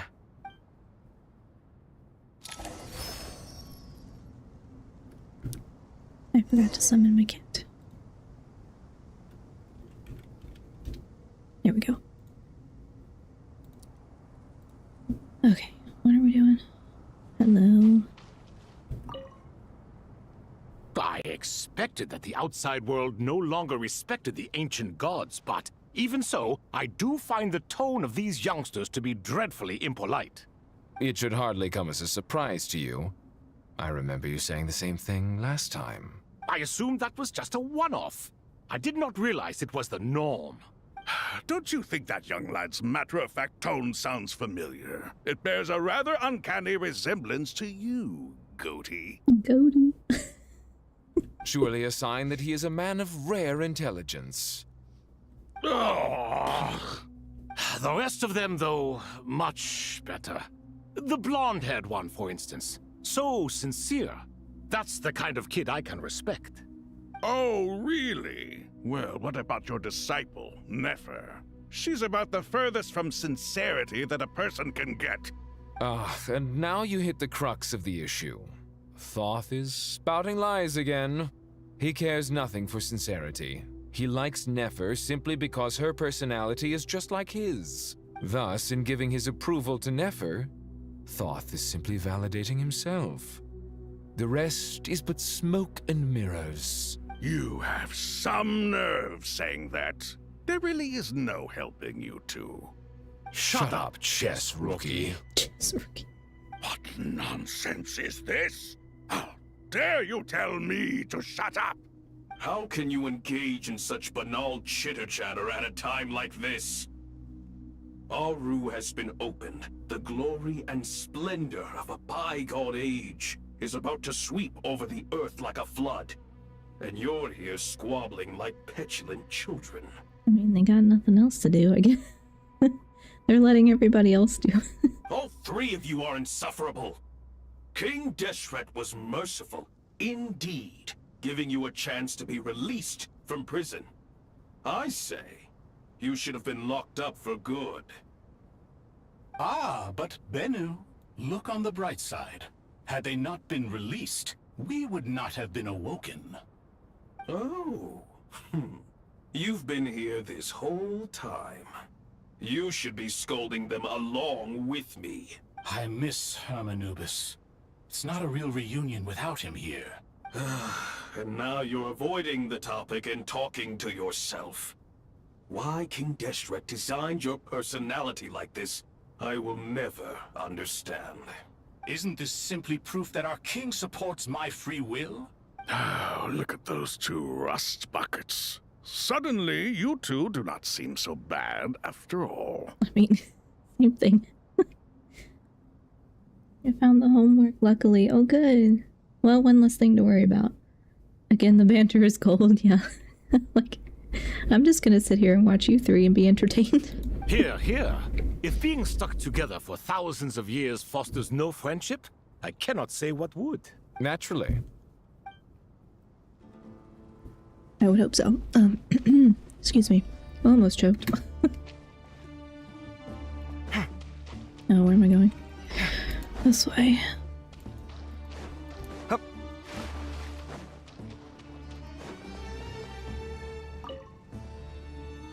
How's it going? Are things progressing smoothly? Well enough, I suppose. You know how it is. The work itself is only half the problem. The other half is having to work with Al-Haytham. I'm sure the feeling is mutual. Honestly, though, I thought you two had already worked things out. As if! Turns out working closely together is the best way to expose any tensions lurking beneath the surface. Besides, I just think that some people never change. Agreed. Case in point, you didn't make sure I was out of earshot before you started complaining about me. Old habits die hard. Actually, this is for your own good. Maybe if you spend a little more time listening to what other people have to say, you might actually realize that you're the problem. Naivete is another old habit of yours. I had assumed that you both volunteered for this project, like us forest rangers. But now I'm getting the sense that wasn't the case. Definitely not. We were assigned to it by Lesser Lord Kusanali and Nephis. As much as I'd love to be doing normal work for normal clients, these Titan projects are all that's on offer right now. Though I'm sure they wouldn't be roping us in if they had any better options. Just goes to show how short-staffed the academia really is.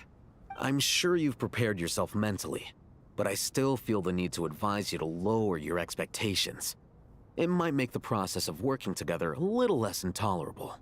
I know! Same to you! But if you already understood that, you should also know not to say the quiet part out loud. Why don't you come help me with my forest patrols? Might help you avoid any further disagreements. Good suggestion, but unfortunately, differences of opinion will always exist. Changing the nature of the work won't get rid of them. For once, I actually agree.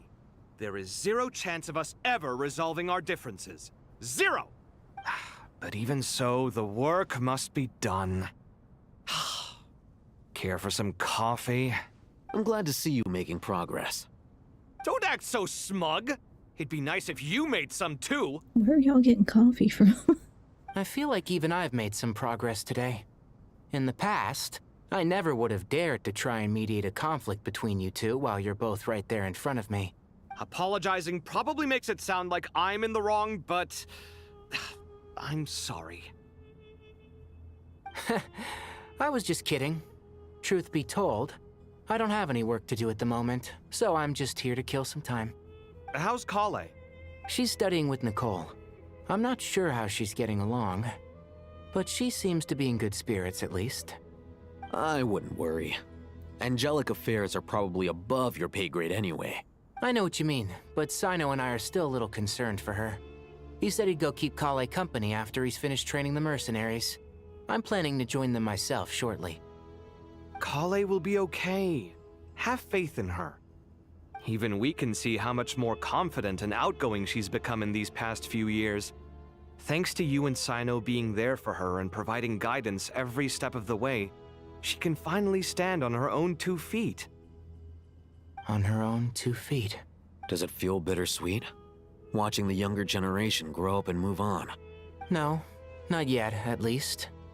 I was just thinking, I wish there was more I could do for everyone. She'll be fine. Yeah, she will. Just try to relax. Damn it, I hate homework. Just kill me now. No. I know. It's not fun. Just do the best you can. Try not to spend all night on it. Without any breaks. Can I talk to you? No? Okay. Rest for a while. Oh no, I missed a call from... Why did the vet's office call me? That's weird. Like just a few minutes ago. The vet's office called me, I think. Did they call me? Yeah. Huh. Weird. They didn't leave a voicemail though. Oh no, actually that's not. Maybe that's my eye doctor. The number looks familiar.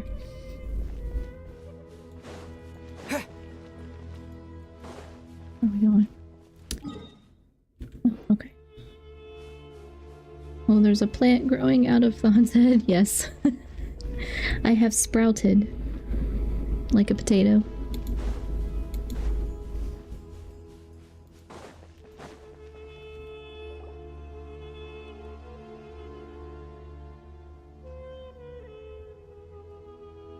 Traveler from afar, do you worry for the fate of Sumeru as well? Whoa!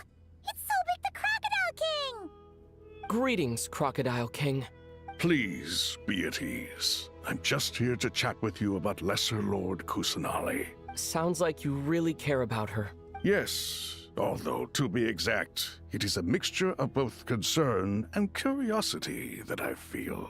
Speaking of Nahida, Paimon was wondering how she's doing. Wait a moment.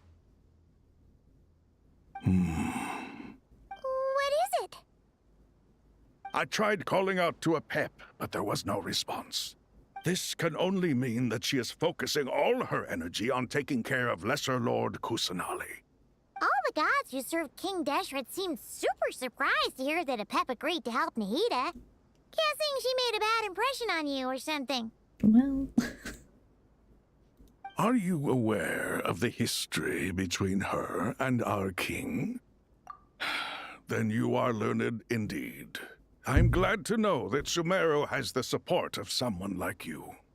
At the end of his life, King Deshret tricked the Dendro Dragon into swallowing him whole, leaving her to bear the torment of his sins. The Dendro Dragon despised King Deshret, yet he outwitted her. Rather than bringing disaster to the land, he chose to deceive her and thereby ensure his annihilation. An act that surely displays his love for humanity. The Dendro Dragon stands for the glory of a bygone era. She hated Al-Akhmar and what he represented. All the gods, all the power they wielded. And so, her willingness to help the Dendro Archon through this crisis comes as a great surprise indeed. It makes one wonder whether, perhaps, the Dendro Archon assisted her in the past. Yep, Nahida did her a huge favor. Tell Sobek about how Nahida helped to free a pep from her suffering. So Lesser Lord Kusanali put an end to the Dendro Dragon's many long years of torment. As much as she loathes the Seven, a pep knows kindness when she sees it. No wonder she was willing to make an exception. Yeah, that's the sense we got from dealing with her too. She is not incapable of coexisting with other living things. Rather, she actively chooses to avoid coexistence. And this despite the fact that she symbolizes life itself. How ironic. All of this being said, I wouldn't expect too much from her if I were you. Nothing will change her hatred towards humanity and gods. We'll keep that in mind. Anyway, how much longer do you think Nahida needs to stay with the pep? Maybe we should go and pick her up. For all we know, the Fatui might still be in the desert. Just to be on the safe side, why don't we grab anyone who isn't busy right now and go look for her? I'm alright, Paimon. Huh? Was that Nahida's voice? It seems the treatment was effective. Since when do my deeds require your evaluation? I got my braces on my bottom row of teeth today and got to miss college. Nice. Well, not the braces, but getting to miss. Braces hurt, but getting to miss is nice. A little break.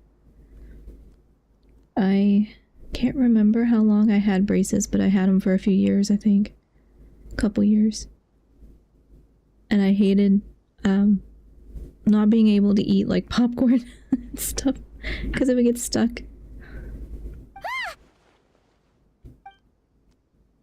Here will do just fine. I had no intention of taking you any further. One ought not expect greater generosity than they have earned. You always hide your kindness away like an oasis within a sandstorm. Only those who make it through the swirling winds can know just how beautiful that oasis is, and how much hope it brings.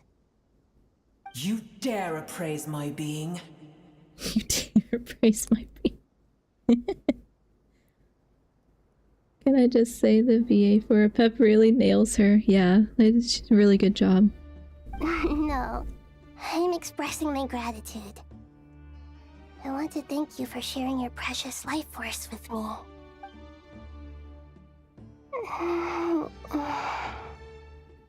Awake already. You are more resilient than I thought. Pep. I feel much better. Thank you. Gods and their gratitude mean little to me. I would rather you give me your assurance that the situation with Irminsul and Sumeru's ley lines will be competently managed. If I suffer any ill effects from the ley lines, you, as the god of this land, will be held responsible. And you would not enjoy being held to account by me. I understand what you require, but I would assume this task even if you did not demand it. Sumeru is my responsibility. I must resume my duties as soon as possible.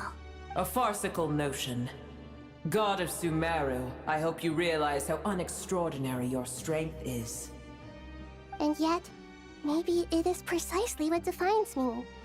A god of wisdom is not meant to rule by force. Is this true? Then hold steady. We go forth. Well, I'll be. Is that a pep? No, my teeth hurt so much right now and food keeps getting stuck in my braces. It's annoying. Yeah, I know. It's the downside of fixing the problem, but hopefully afterwards, you know, you get them off, and then if you had any kind of like misalignment in your mouth, it feels so much better after you get the braces off. Like my bite lined up so much better after. It was definitely worth it, but now I need to get them again, I think, because my teeth moved too much, but I'm gonna get the clear, like, tray kind, the Invisalign stuff that you can remove, so I can still eat without having to worry about it, but I have to go get, like, an evaluation first. The absolute disdain in her voice that drips with every word, fury that can never be quelled, yeah, that's a really good match for her character. I like it a lot. Do my eyes deceive me? Of all places, the Dendro Dragon has decided to visit the mausoleum of King Deshret? I see that after all this time, El Ahmar's menagerie of ministers remain as vile as ever. It's a pleasure, Dendro Dragon. Had you arrived but a little sooner, you might have attended a meeting of the Seven Pillars. What a nauseating thought. You are not the first insects I have had the displeasure of dealing with today. A swarm of them tugged on my tail on my way over. Goodness knows what hovels they crawled from. Why do all the creatures of this world remain so lowly after all this time? What did you do with them? I cast them away. What would you have me do? Keep them as trinkets? Booer, this is where we shall part ways. To be clear, I do not wish to see you or anyone else here ever again, unless absolutely necessary. Then I wish you peace as you return to your dwelling place. Losing my voice, man. Thank you for helping, Nahida. It matters not to me. Simply refrain from bothering me again. I have to go, Thon. I'll see if I can return after I finish this homework. Bye. Bye, Hadi. Thanks so much for stopping by. A fury that hides the kindness in her heart, like a cactus hides the waters of life behind its skin of endless thorns. Yep. She is a very prickly... a very prickly being. Unless I need material. Yeah, exactly. I will not bother you unless I need leveling material. A force to be reckoned with. At times like this, I feel glad that she has no interest in any of this. I guess it could also be a positive, like he's saying. Because if she did have any interest in it, like if she for some reason was going to try to stop them, not that she necessarily would, but you know what I mean? Like if she did for some reason have an interest, it would potentially cause more problems. Hold on, just hold on, okay? We're almost there. Oh my goodness, that is a chain of a chain of R&R. We made it. Huh? Wait, that voice. It's Uh-oh.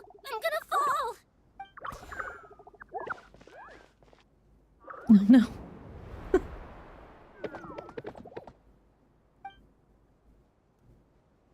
I've got you. Well, that's a relief. A pair of safe hands indeed. The Dendro Archon's familiars. They are the last thing I expected to see here. Huh? Wait, what are the Aranara doing here? Don't you guys hate the desert? Obviously I was worried about the Dendro Archon. I've been supporting them with my Pari powers the whole way here. Oh, they seem pretty nervous. Is it because there are too many people around? Not just people. It's all these non-human beings, too. It's hard on them. That's her voice? Oh, the Sorush, or however you pronounce that. Wait, did she not have a voice before? I actually don't remember. Was she not voiced? Or if she was, I don't remember. I don't remember her sounding like that. I can't believe you made such a long and dangerous journey just for my sake. I appreciate your support so much. Thank you all. I'll have to ask everyone to wait while I help our new arrival settle in. Once I'm done, I'll gather everyone to discuss our next steps. As long as I don't have to talk to the R&R. Traveler, Paimon, shall we find a place for our friends to stay? Sure. Awesome! Let's go! Well, first I have some questions. You answered Nahida's questions, bringing her up to speed on everything that's happened. Okay, I think that covers everything. Thank you. We can get going now. That's not what I expected, but it suits her, yeah. Yes, like Jed and the Aranara, they never were voiced. Yeah, I thought so, but I couldn't remember if I had just clicked through everything so fast, because at that point I wasn't streaming, so I clicked really quickly through dialogue because I read it so much faster that way. Sorush didn't have a voice beforehand since it was a world quest and not an Archon quest. That's right, yeah. Yeah, that makes sense. Yeah, I always just read it pretty quickly, so even sometimes when somebody's voiced... Back when I wasn't streaming, I would click so fast that I didn't always remember people's voices, you know? So I couldn't remember. I was like, I don't think she had a voice, but yeah. Interesting. I just don't want to talk to the Aranara because way too many words to say hardly anything. In fact, World Quest characters getting voices is a relatively new thing. Yeah, I guess if they're going to introduce them into the bigger Archon quest, they kind of have to. For this at least, but then yeah, World Quests. I always go through those so fast because they're not voiced. Oh no. They're surrounding me. That one's got an X on it. Okay. That's why am I being surrounded? Hello? Oh. Okay.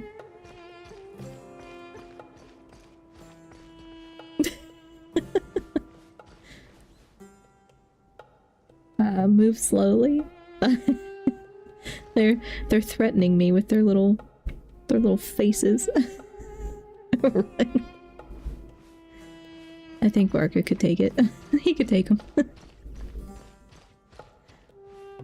That was like just startling. I'm like, all these little things are staring at me, help. What is interesting is that Aranara, unlike the other characters, were left unvoiced. I guess they... Yeah, I mean, there's so many of them too that... I don't know. Although I guess if they were voiced, maybe I would have paid more attention to their quests. Personally, I think it was a smart decision to do so.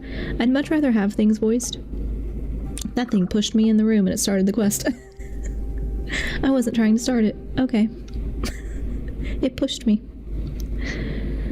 Yeah, so it's like, I don't know if it's because there's so many of them, but still, like, why not voice them? But it makes it easier because they're so hard to understand anyway, at least in the world quests they were. I got so tired of those world quests. Varka would no thoughts head empty during the Aranara quest. Absolutely. As did I. Which is like not normal for me. Normally I'm trying to pay attention. But I checked out so fast. I was like, no, I'm not reading all that just to get like 2 words that mean something. More specifically because how the Arnar speak. I know, it's so hard. That would be rough. But yeah, now I have to read it. The big dendro dragon threw us across the sky. So scary, and so many Nara here. Oh, they got just threw them across the sky. Oh, poor things. I can't think of a proper why they can accurately be voiced. Yeah, I don't know.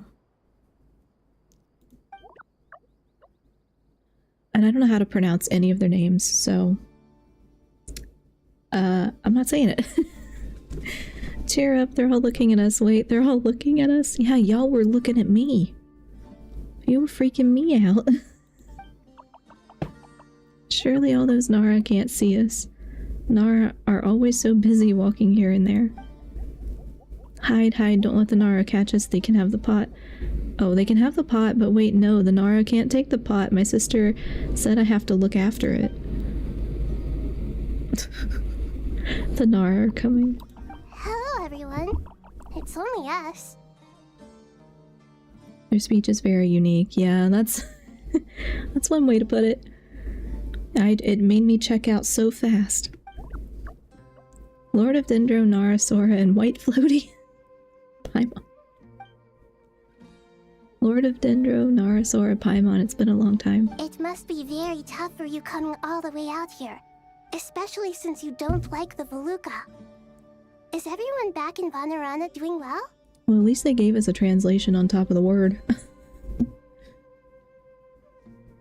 The real problem, at least for me, is that I started the R&R quest during the summer, so I was feeling too hot and there was too much dialogue that felt unending, and just when I thought it ended, it doesn't. It was very long, yeah. And I was like, I mean, I don't remember a lot of it because I feel like I checked out so much, but it just felt like all this unnecessary, like, kind of talking in circles, you know? I don't know, it was rough to get through.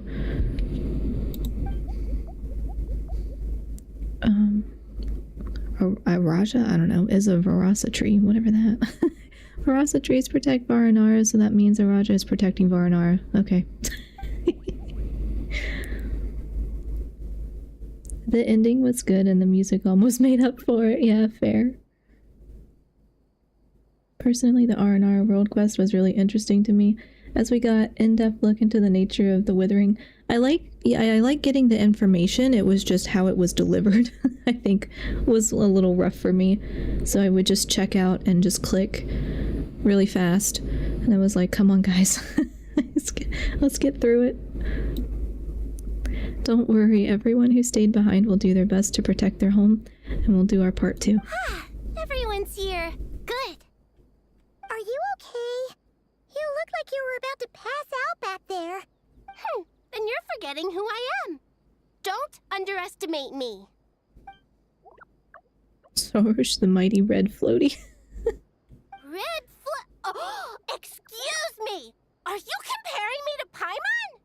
Kind of. Well, whoever. I think it suits you. I suppose everyone is gathered here because of me. As we can see, the situation is critical, and everyone is very busy with their various tasks, so... I love the R&R quest line. I still go to the R&R retreat to play a tune for him. Oh, nice. The lore was amazing, a little more interesting than the Sumeru Archon quest, to be honest, but it just overstayed its welcome in a very repetitive and obnoxious way. Yeah, I think that's fair. Like, I very much am a story/lore person in general, and so I love when I get that information, but something about the delivery, I was like, guys, this is so much and just so hard to read, you know, and it not being voiced doesn't help, but then it's also really hard to just get the information across because of the characters that they are, and I'm like, I can't. I kind of gave up and I just like hyper-clicked through it. I think I remember I probably watched a video of somebody talking about it after the fact because I was like making sure I understood. But yeah, it's like I like when they give us a lot of the story and the lore and whatever. I want that, but it was something about the delivery that I just couldn't handle. Hard to read, repetitive type stuff, and I would just zone out and then I would lose focus of what was happening. Need help? I can help. We can all help. I brought a pot to make soup. Very delicious.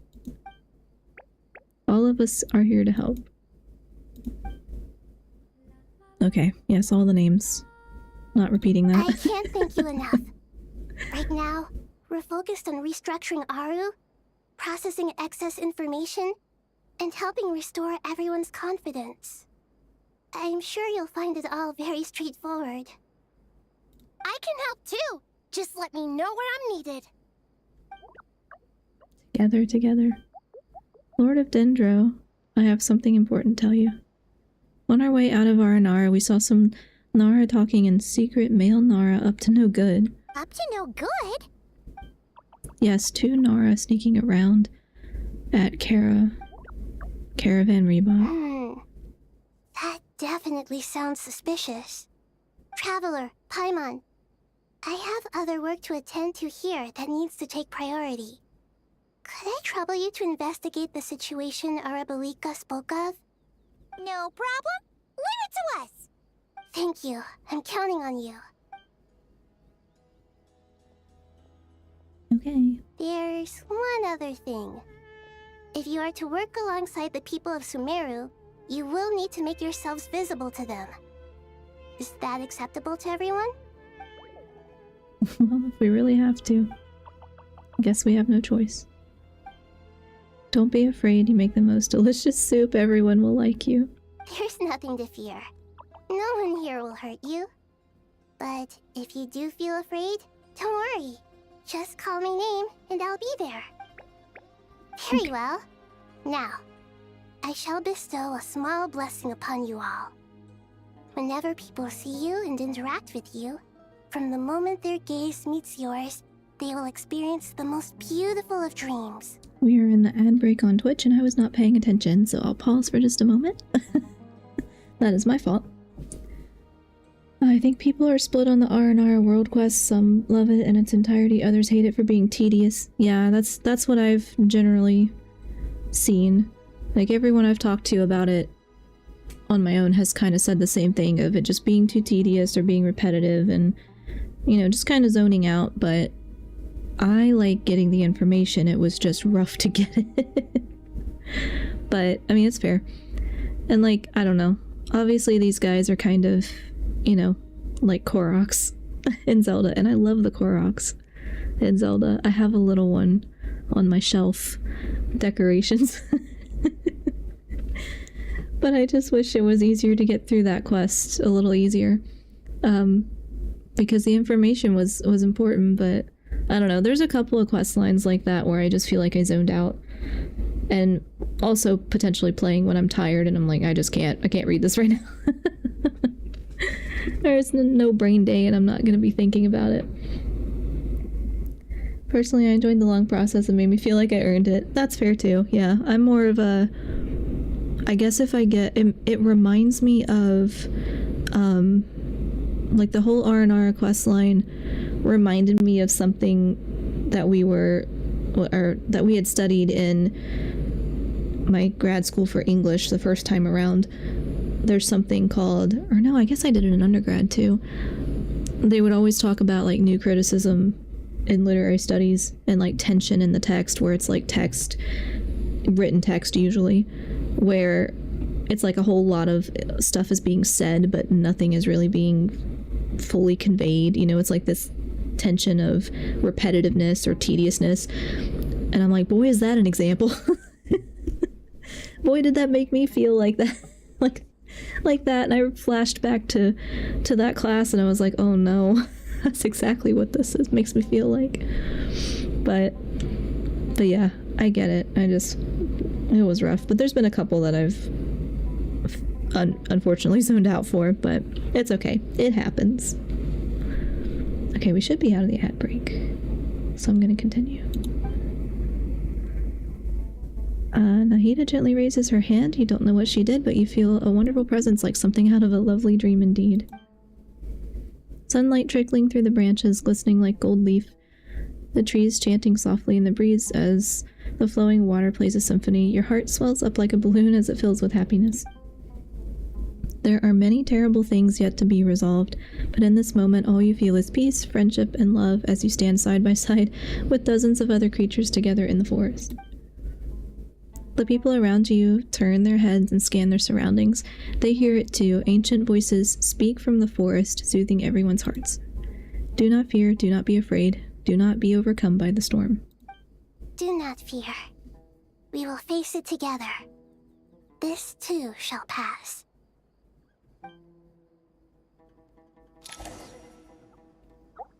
Oh, they're back. Can I talk to you? Lennar looking this way. Uh-oh. It's okay. I will protect you all. Like there's... Why are you so close to me? If you're scared. Are you following? No, okay. Oh, can I talk to any of these people? Guess not.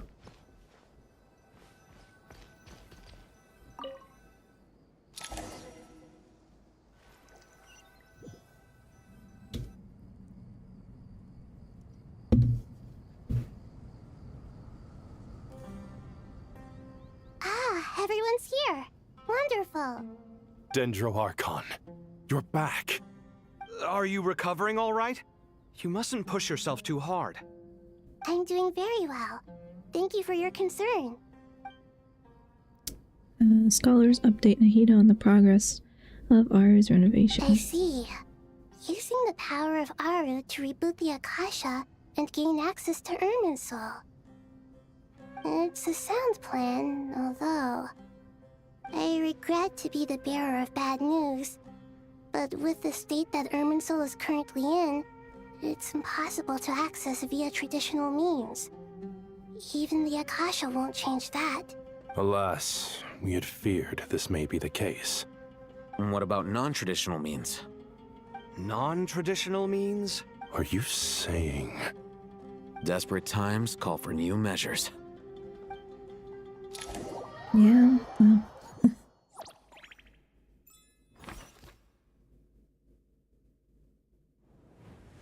Okay, I didn't know if it was going to start talking as soon as I got there. When the Aranara appeared in the cutscene, I remembered them all. All the world quests... Oh. Hold on, I gotta scroll back. My little chat box is small. I remember all the world quests and events I remember because the story is wonderful that way. I saw... Lieben? Oh yeah. That guy. In that one event, I remember his story of getting so rich he found his wealth lacked any fulfillment and instead found meaning in giving it away to others. Yeah. That's good though, good memory. I zone out too much to remember. I forget a lot. I mean, I'm forgetting even parts of this quest because I've split it up into so many sessions and normally it's something I would do as straight through as possible. So then I always have to, like, watch a video at the end to remember. And try to solidify. I'm like that with books too, generally. If I don't read it fast enough, I forget. Hey! We're here! Ah, it's you. Is there a situation?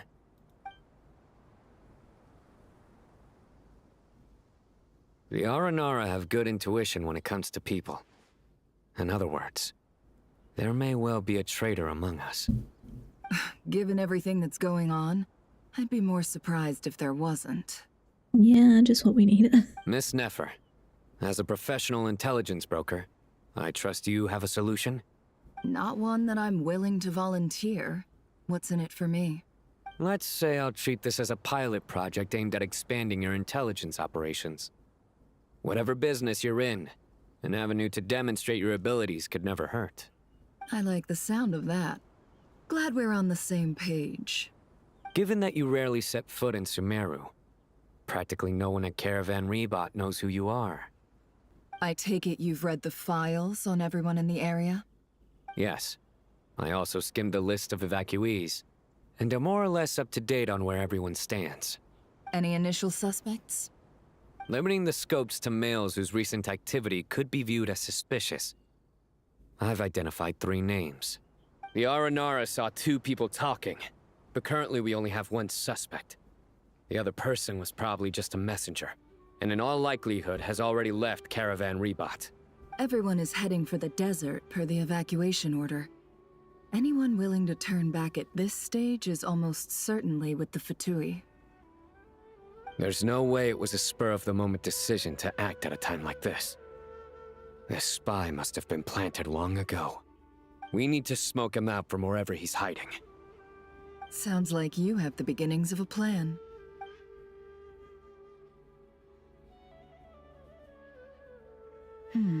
I see. Your suspicions are well-founded. I'd be watching him too if I were you. So far, we still lack solid evidence that he's been bribed. He hasn't made any recent purchases that would indicate he came into some cash. Then let's get closer to him to confirm before we make our move. I can handle it. I'm not based in Sumeru, so barely anyone at Caravan Rebot knows who I am. And you're certain you've never encountered this person in Nodcry? I'm certain. Besides, it's extremely rare for me to have had any direct contact with Sumeru mercenaries besides Jet. There's no way he could have seen my face before. Sino, stay out of sight and wait for my signal. If he raises any red flags, I'll bring him toward the main road. Understood. I'll take it from there. Excellent. Well, it's a pleasure working with you. Nothing. When I play Genshin, I fully allow myself to be immersed in it. I absorb all their stories like a sponge, indulging in all the joy and tragedy of these characters' lives. Yeah, that's good. That's, I was gonna say typically how I am, but the issue is that I just don't have enough time to fully immerse in all the ones that I want to, you know? And so for me, that's, I know, Final Fantasy VII and Final Fantasy 15 in and out, like the back of my hand. Those I know very well because that's what I did with those. But I don't have time to do it with all the games that I want to do it with, unfortunately, because that's what I enjoy doing, you know? But limited free time, unfortunately. So then it's like I have to cycle through and eventually get to all the ones that I want to do it with. But it just takes a lot of time sometimes. For me, Genshin is more about exploration and story rather than the gacha mechanics. Yeah, me too. I don't even really care too much about gacha as a mechanic, I guess. Like, I didn't go specifically for Genshin or any of the other games because they're gacha. You know, I like having multiple playable characters, but it's not something that I care about as a mechanic, really, so I much prefer story.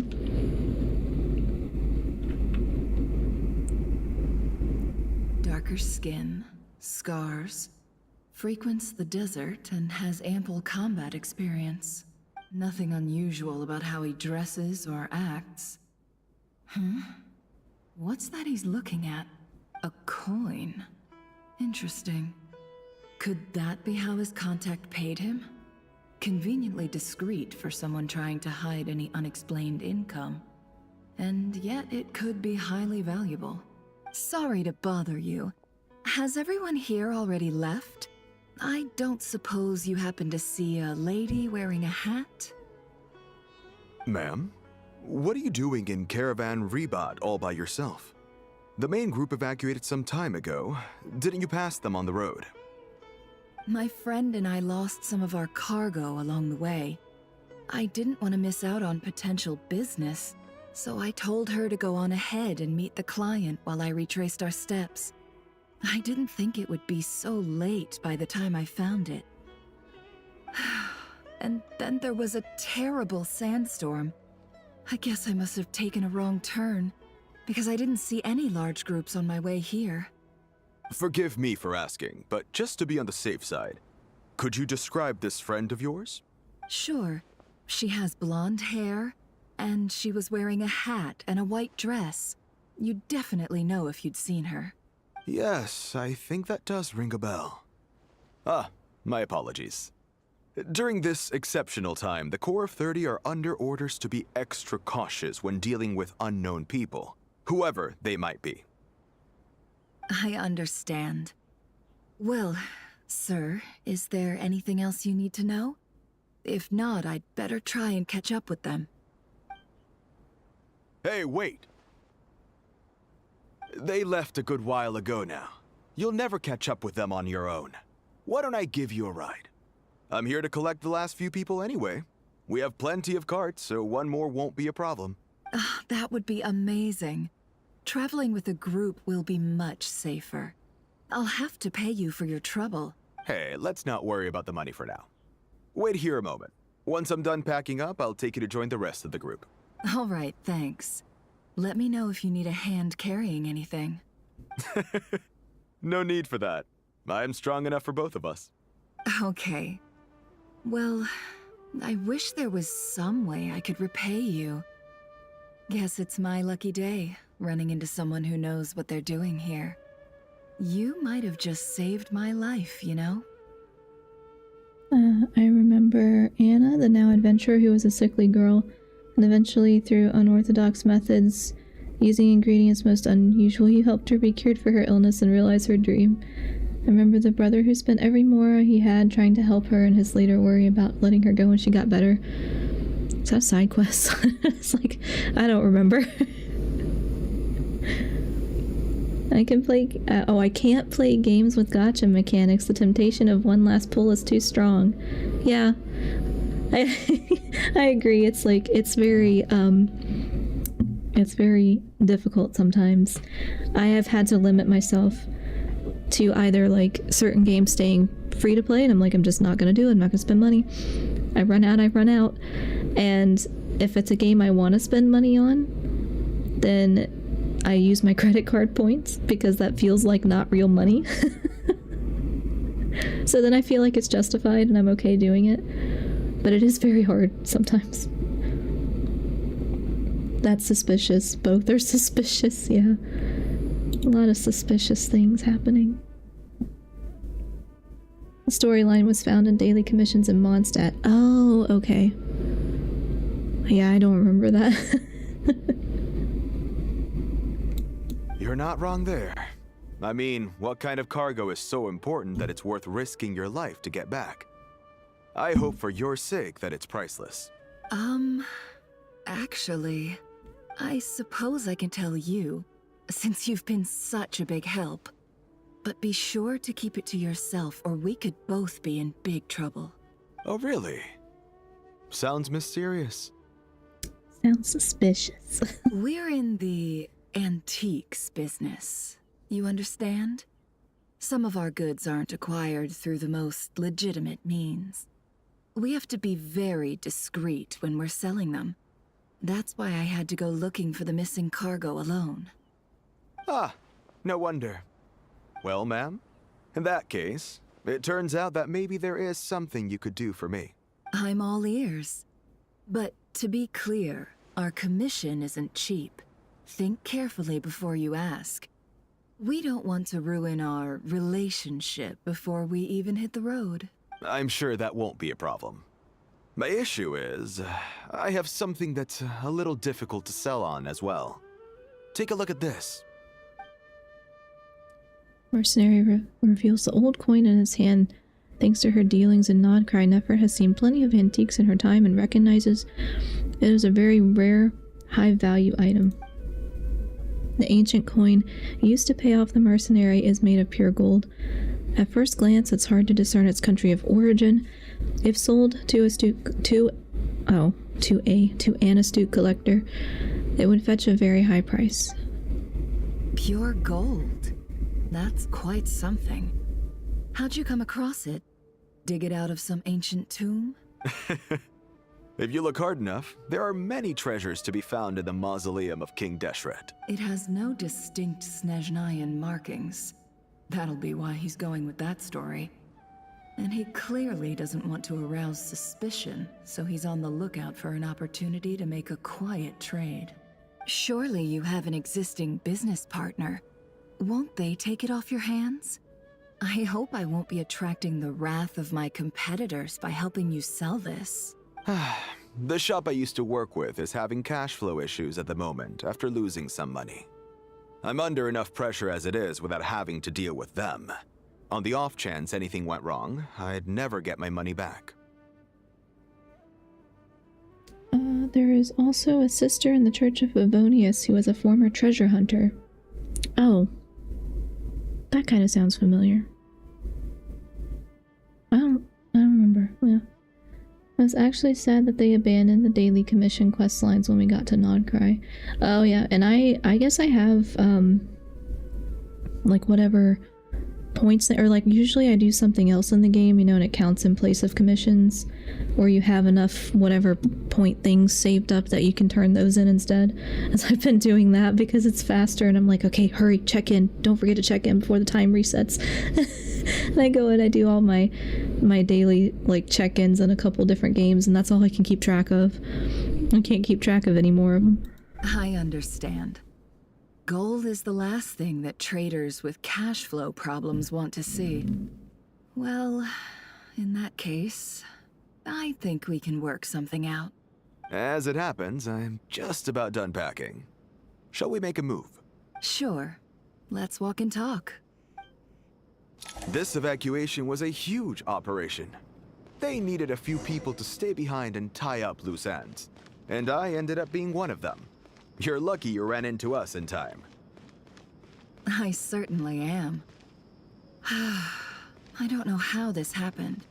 One thing led to another, and look how it ended up. I just hope our client doesn't get spooked and cancel their order. Fingers crossed.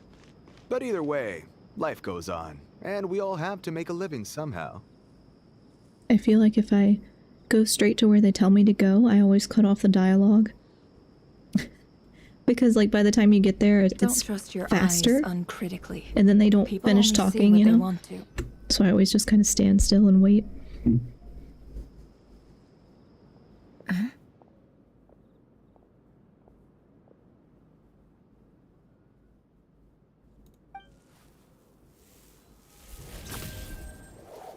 Hands where I can see them.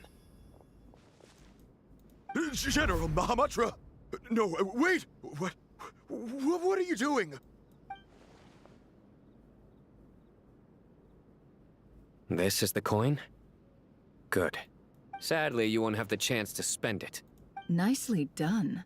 Looks like Sumeru's Matra are a well-oiled machine nowadays. Unmarked gold coins are quite difficult to trace. Thanks to you, we have secured the evidence. Here's what's gonna happen. Sino nods to the group, then turns and leaves with the suspect. Before long, he returns with the intel he got out on the suspect. Southeast from here, leeward side of the hill. That's where he's meeting his contact. Great work. Candace tells me your interrogation skills are highly effective. Hers are quickly catching up. She's improved a lot in recent years. Looks like it's over to you for the next step. Because I'm quickest on my feet? Because you know how to trail a target. Plus, it'll be easier to monitor their activity from the air. Fine. I'll be quick. One more thing. The Traveler just brought a message from the Dendro Archon. Once you're done with this, we're to meet up at the mausoleum of King Deshret. Got it. Will do. Are you sure you'll be okay on your own? Gee, I don't know. Maybe you should come with me. Okay. Then Paimon's coming with you. Really? You do know this is a stealth operation, right? Meaning, you have to be quiet? Paimon, are you sure about this? Well, Paimon at least wants to give it a shot. Like everyone says, if you never try, you'll never know. Besides, being the best guide into that has to count for something. This should be a piece of cake. Fine. Join me if you want. But be warned, if anything goes wrong, I'll have to gag you and shove you into a bush. That's highly specific. There used to be an extra reason to do daily commissions as they broke up monotony. Isn't that the core essence of adventuring? While most of the work will be standard and interesting. Yeah, you will always eventually find interesting stories popping up now and then. Yeah. Oh, I suspect they abandoned those quest lines to keep up with deadlines. I wouldn't be surprised. Yeah, if that's got something to do with it. Just anything that's not, you know, like main game priority. I'm also sad they seem to have abandoned the hangouts. Oh right, we haven't got one of those for a long time either, have we? Yeah, maybe, I don't know if that's the same reason or not, but also the game just keeps getting bigger and bigger, obviously, because they put more, you know, content in it. And I'm like, I don't know if they could set it up so that you could have optional downloads of certain things, like if you didn't want to do the hangouts, or if you didn't want to do certain other things like the teapot or whatever, like maybe they could just make it optional download to save some space for people, but I don't know. Maybe they were just too focused on main stuff. No need! Paimon will be super careful. Promise! Good. Then what are we waiting for? Let's go. Ah! Coming!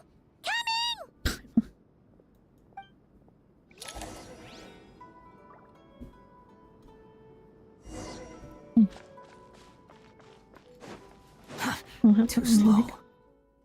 Oh, all the way.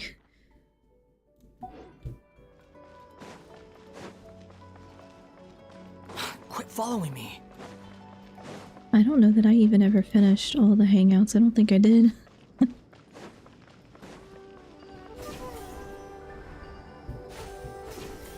I think I did most of them.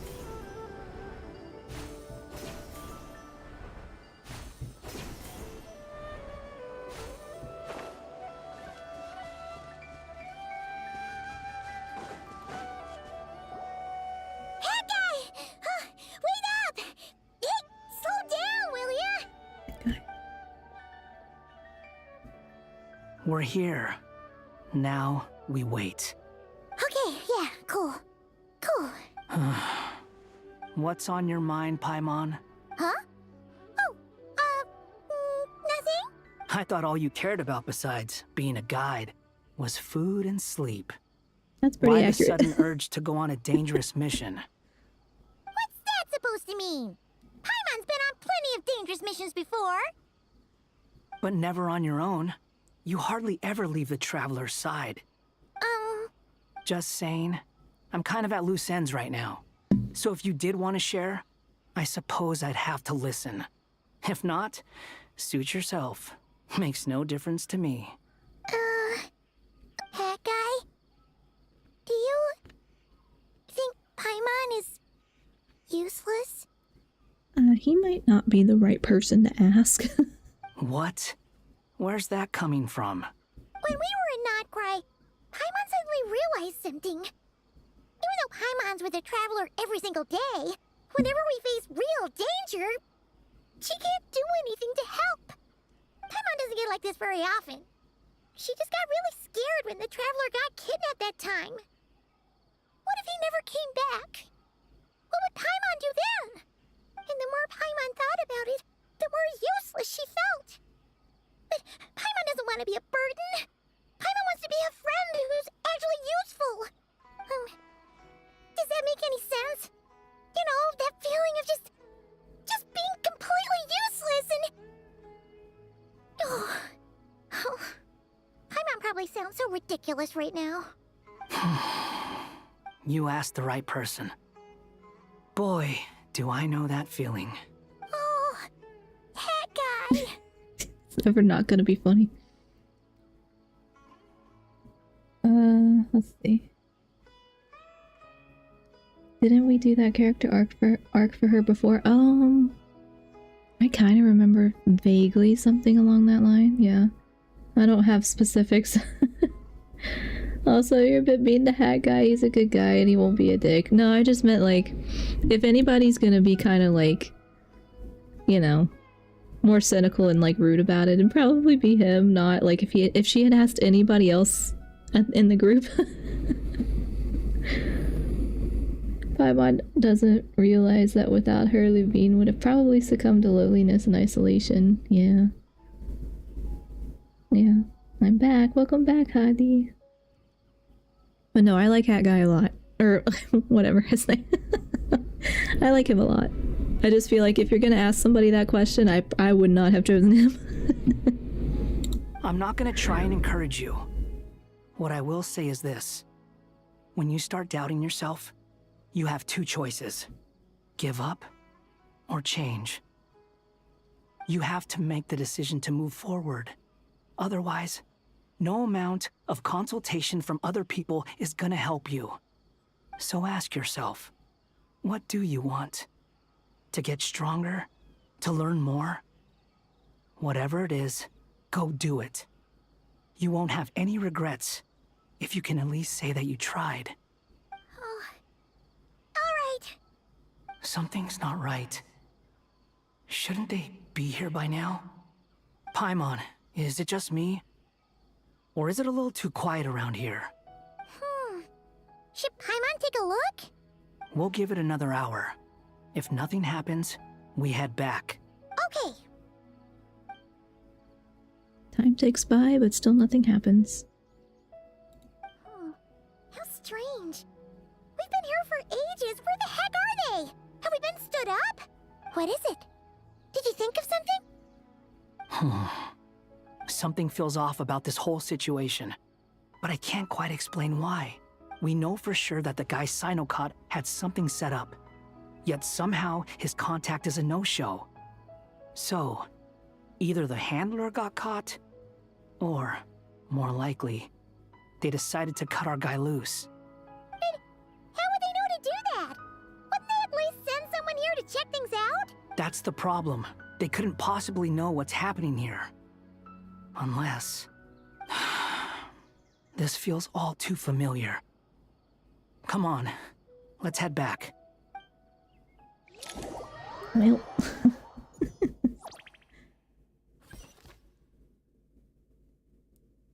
He was firm but not rude. Yeah, in this scenario. Not every scenario. I'd like to start by saying how grateful I am to each and every one of you. Thank you all for coming here and standing by our side. I'm gonna go sleep now, just wanted to pop in anyways. Good night, Thon. Good night, chat. Yeah, good night, Hadi. Thanks so much for stopping by. I would argue that Hat Guy is the perfect one to ask because he won't lie to spare your feelings. He will flat out give you your answer even if it hurts to hear it. I mean, that's fair. It just depends on the type of person. Like, it wouldn't work on me. It would just start a fight, so... Shesipang and Bennu are currently assisting the scholars with the maintenance of Aru. Please forgive their absence. As for Hermanubis, may he rest in peace. We remember him with great fondness. There have been times when I imagined what it might be like to meet you all. Now that it's really happening, I feel quite emotional.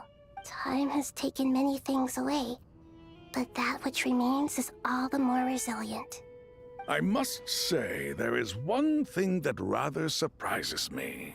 You appear to be in good spirits, Lesser Lord Kusanali. But even so, I can sense that the life force given to you by the Dendral Dragon has far from fully resolved the problem of your vitality. Oh no!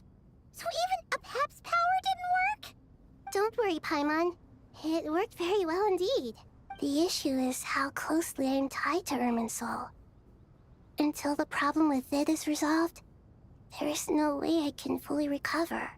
Sumeru has undergone tremendous changes during your absence. When gods pass away, inevitably, people's faith in them grows weaker. You must have sensed it already. Your power is not what it once was. Regrettably, this is true. I too have grown weaker due to the effects of Irminsul. Right now, we're all in quite a sorry state.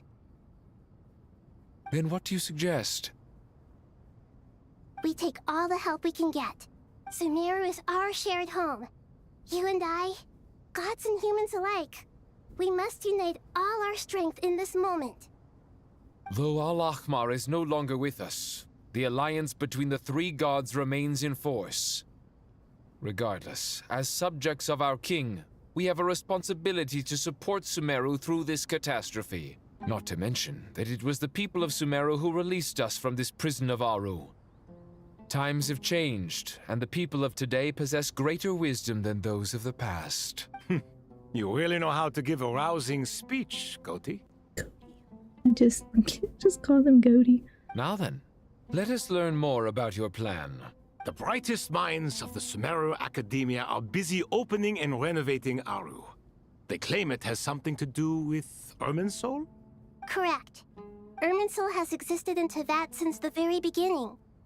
But during the Age of the Dragons, it did not possess the significance it holds today.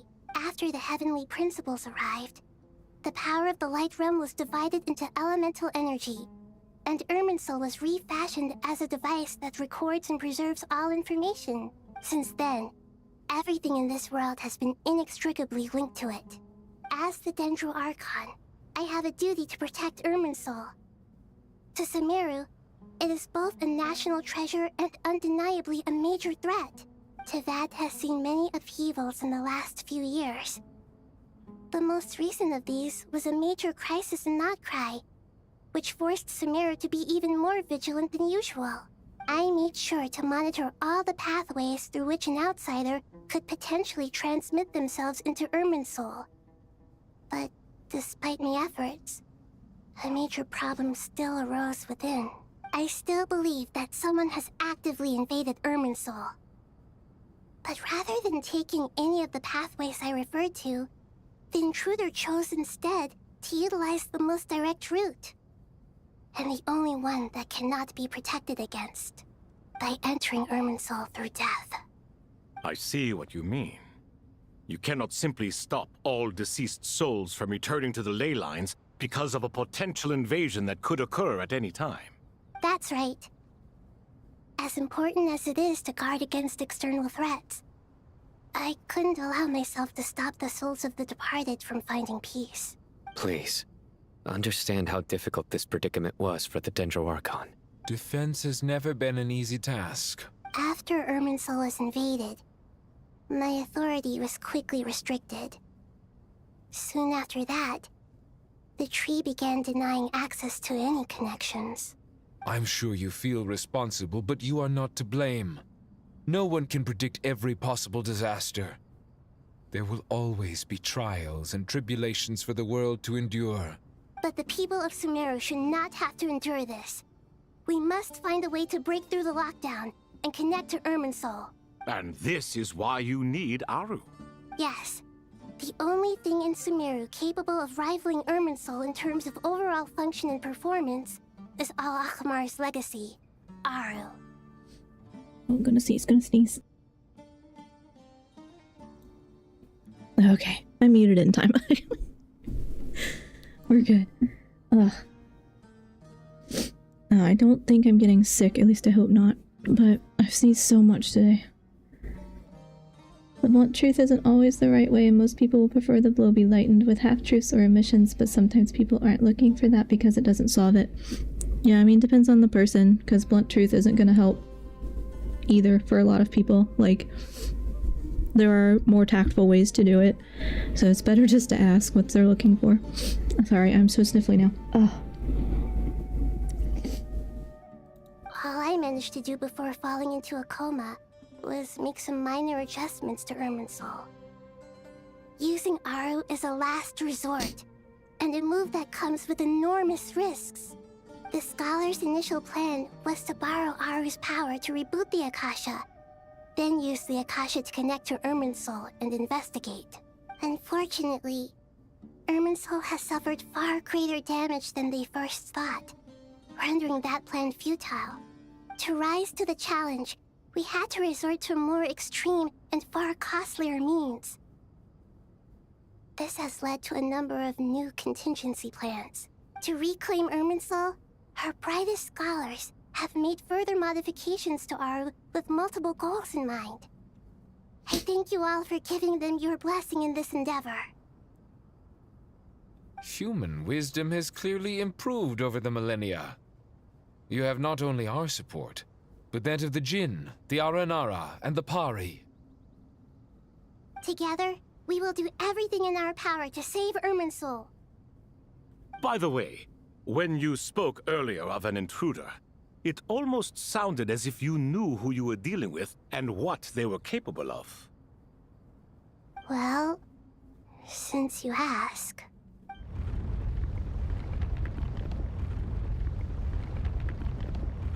Well.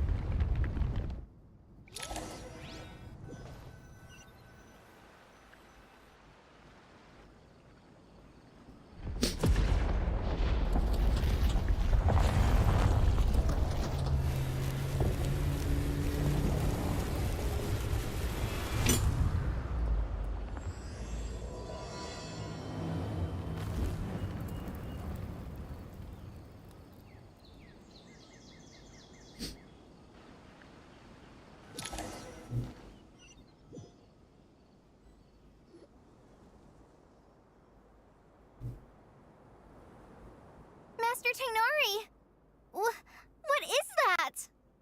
Is this Irminsul? How did this happen? What's going on inside? Luckily, we managed to evacuate everyone. What in the world was that? That was terrifying!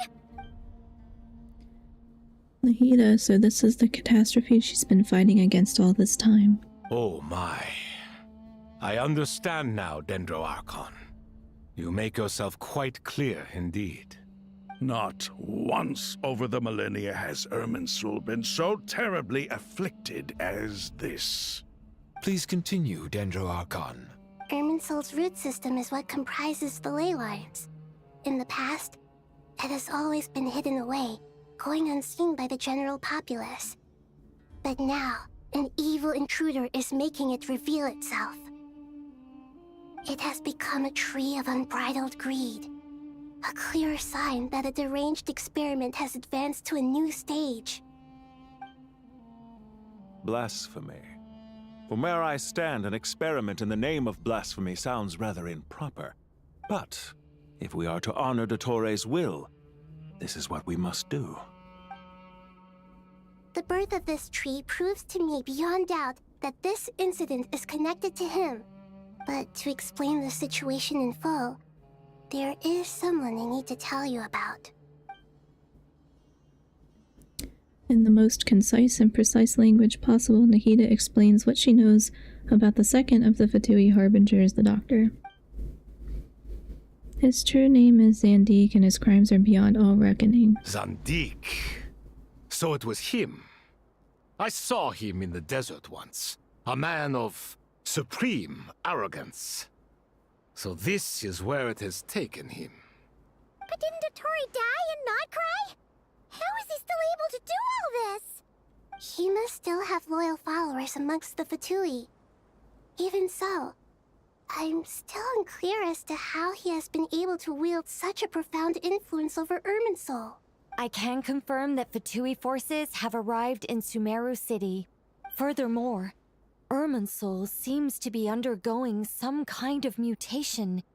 Evil branches are beginning to grow. Things that do not belong to this world are slowly but surely... Sorry. I couldn't think of any other word to describe it. They don't seem to be fully formed physical entities yet, after all. But they are gradually becoming real.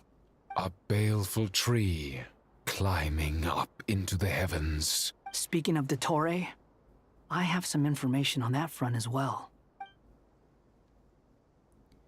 Wanderer recounts how he and Paimon went to the meeting spot only to find no one waiting for them. I didn't think it was wise to state this out in the open. But my theory is, the mole wasn't cut off after he was caught. They wrote him off from the beginning. You mean, the Fatui never intended to follow through with him? Then why plant a mole at all? It's hardly a conventional strategy, and the rationale behind it is pretty twisted. But as it happens, I know someone who works exactly this way. And when it comes down to it, his goals are very simple. He just wants to confuse people, so they can't figure out what he's up to. He's been a collaborator of Dottores from the outset. That fact alone confirms that Dottore is involved with this somehow. Some people gasp upon hearing his name, while others fall silent. Clearly there is more going on here than anyone realized. Nahida proceeds to summon all relevant parties for a lengthy and in-depth meeting. Nahida gives a detailed explanation of the enemy and the potential scale of the crisis. After further intel provided by Nicole and Nefer, a plan is formulated and everyone prepares to get to work.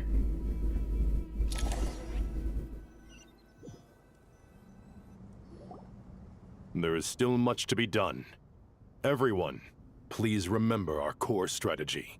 As per the discussions, the following groups must act immediately. Mr. Al-Haytham and Mr. Kave, the next phase of the Aru renovation project must begin right away.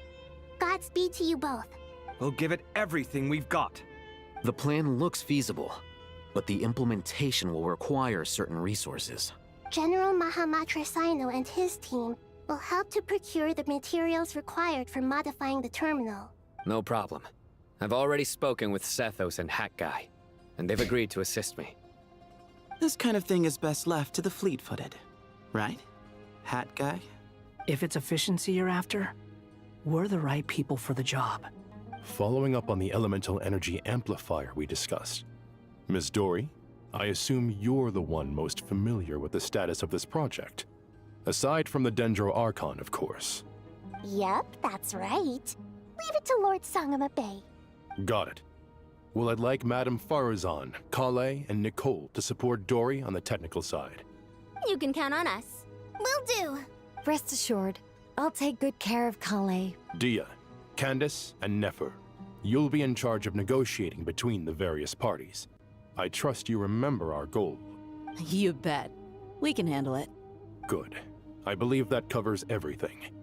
Tainari will provide ad hoc support as needed, if that's okay. Poor Tainari. Must be tough being Nephis' student. Getting bossed around all day, every day. Hey, don't try and drive a wedge between us, you old rascal. All it says to me is that Master Nephis has faith in everyone's abilities. While I'm nominally here as backup, I doubt there will be many situations where my help is needed. Exactly.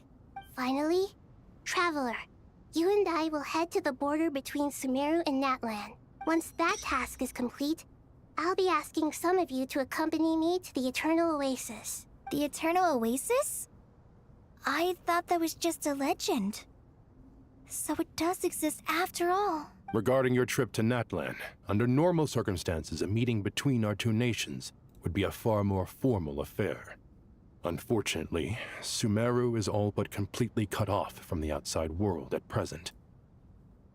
So regretfully, we won't be able to give the Pyro Archon Mawika the grand reception that she deserves. My apologies for the inconvenience.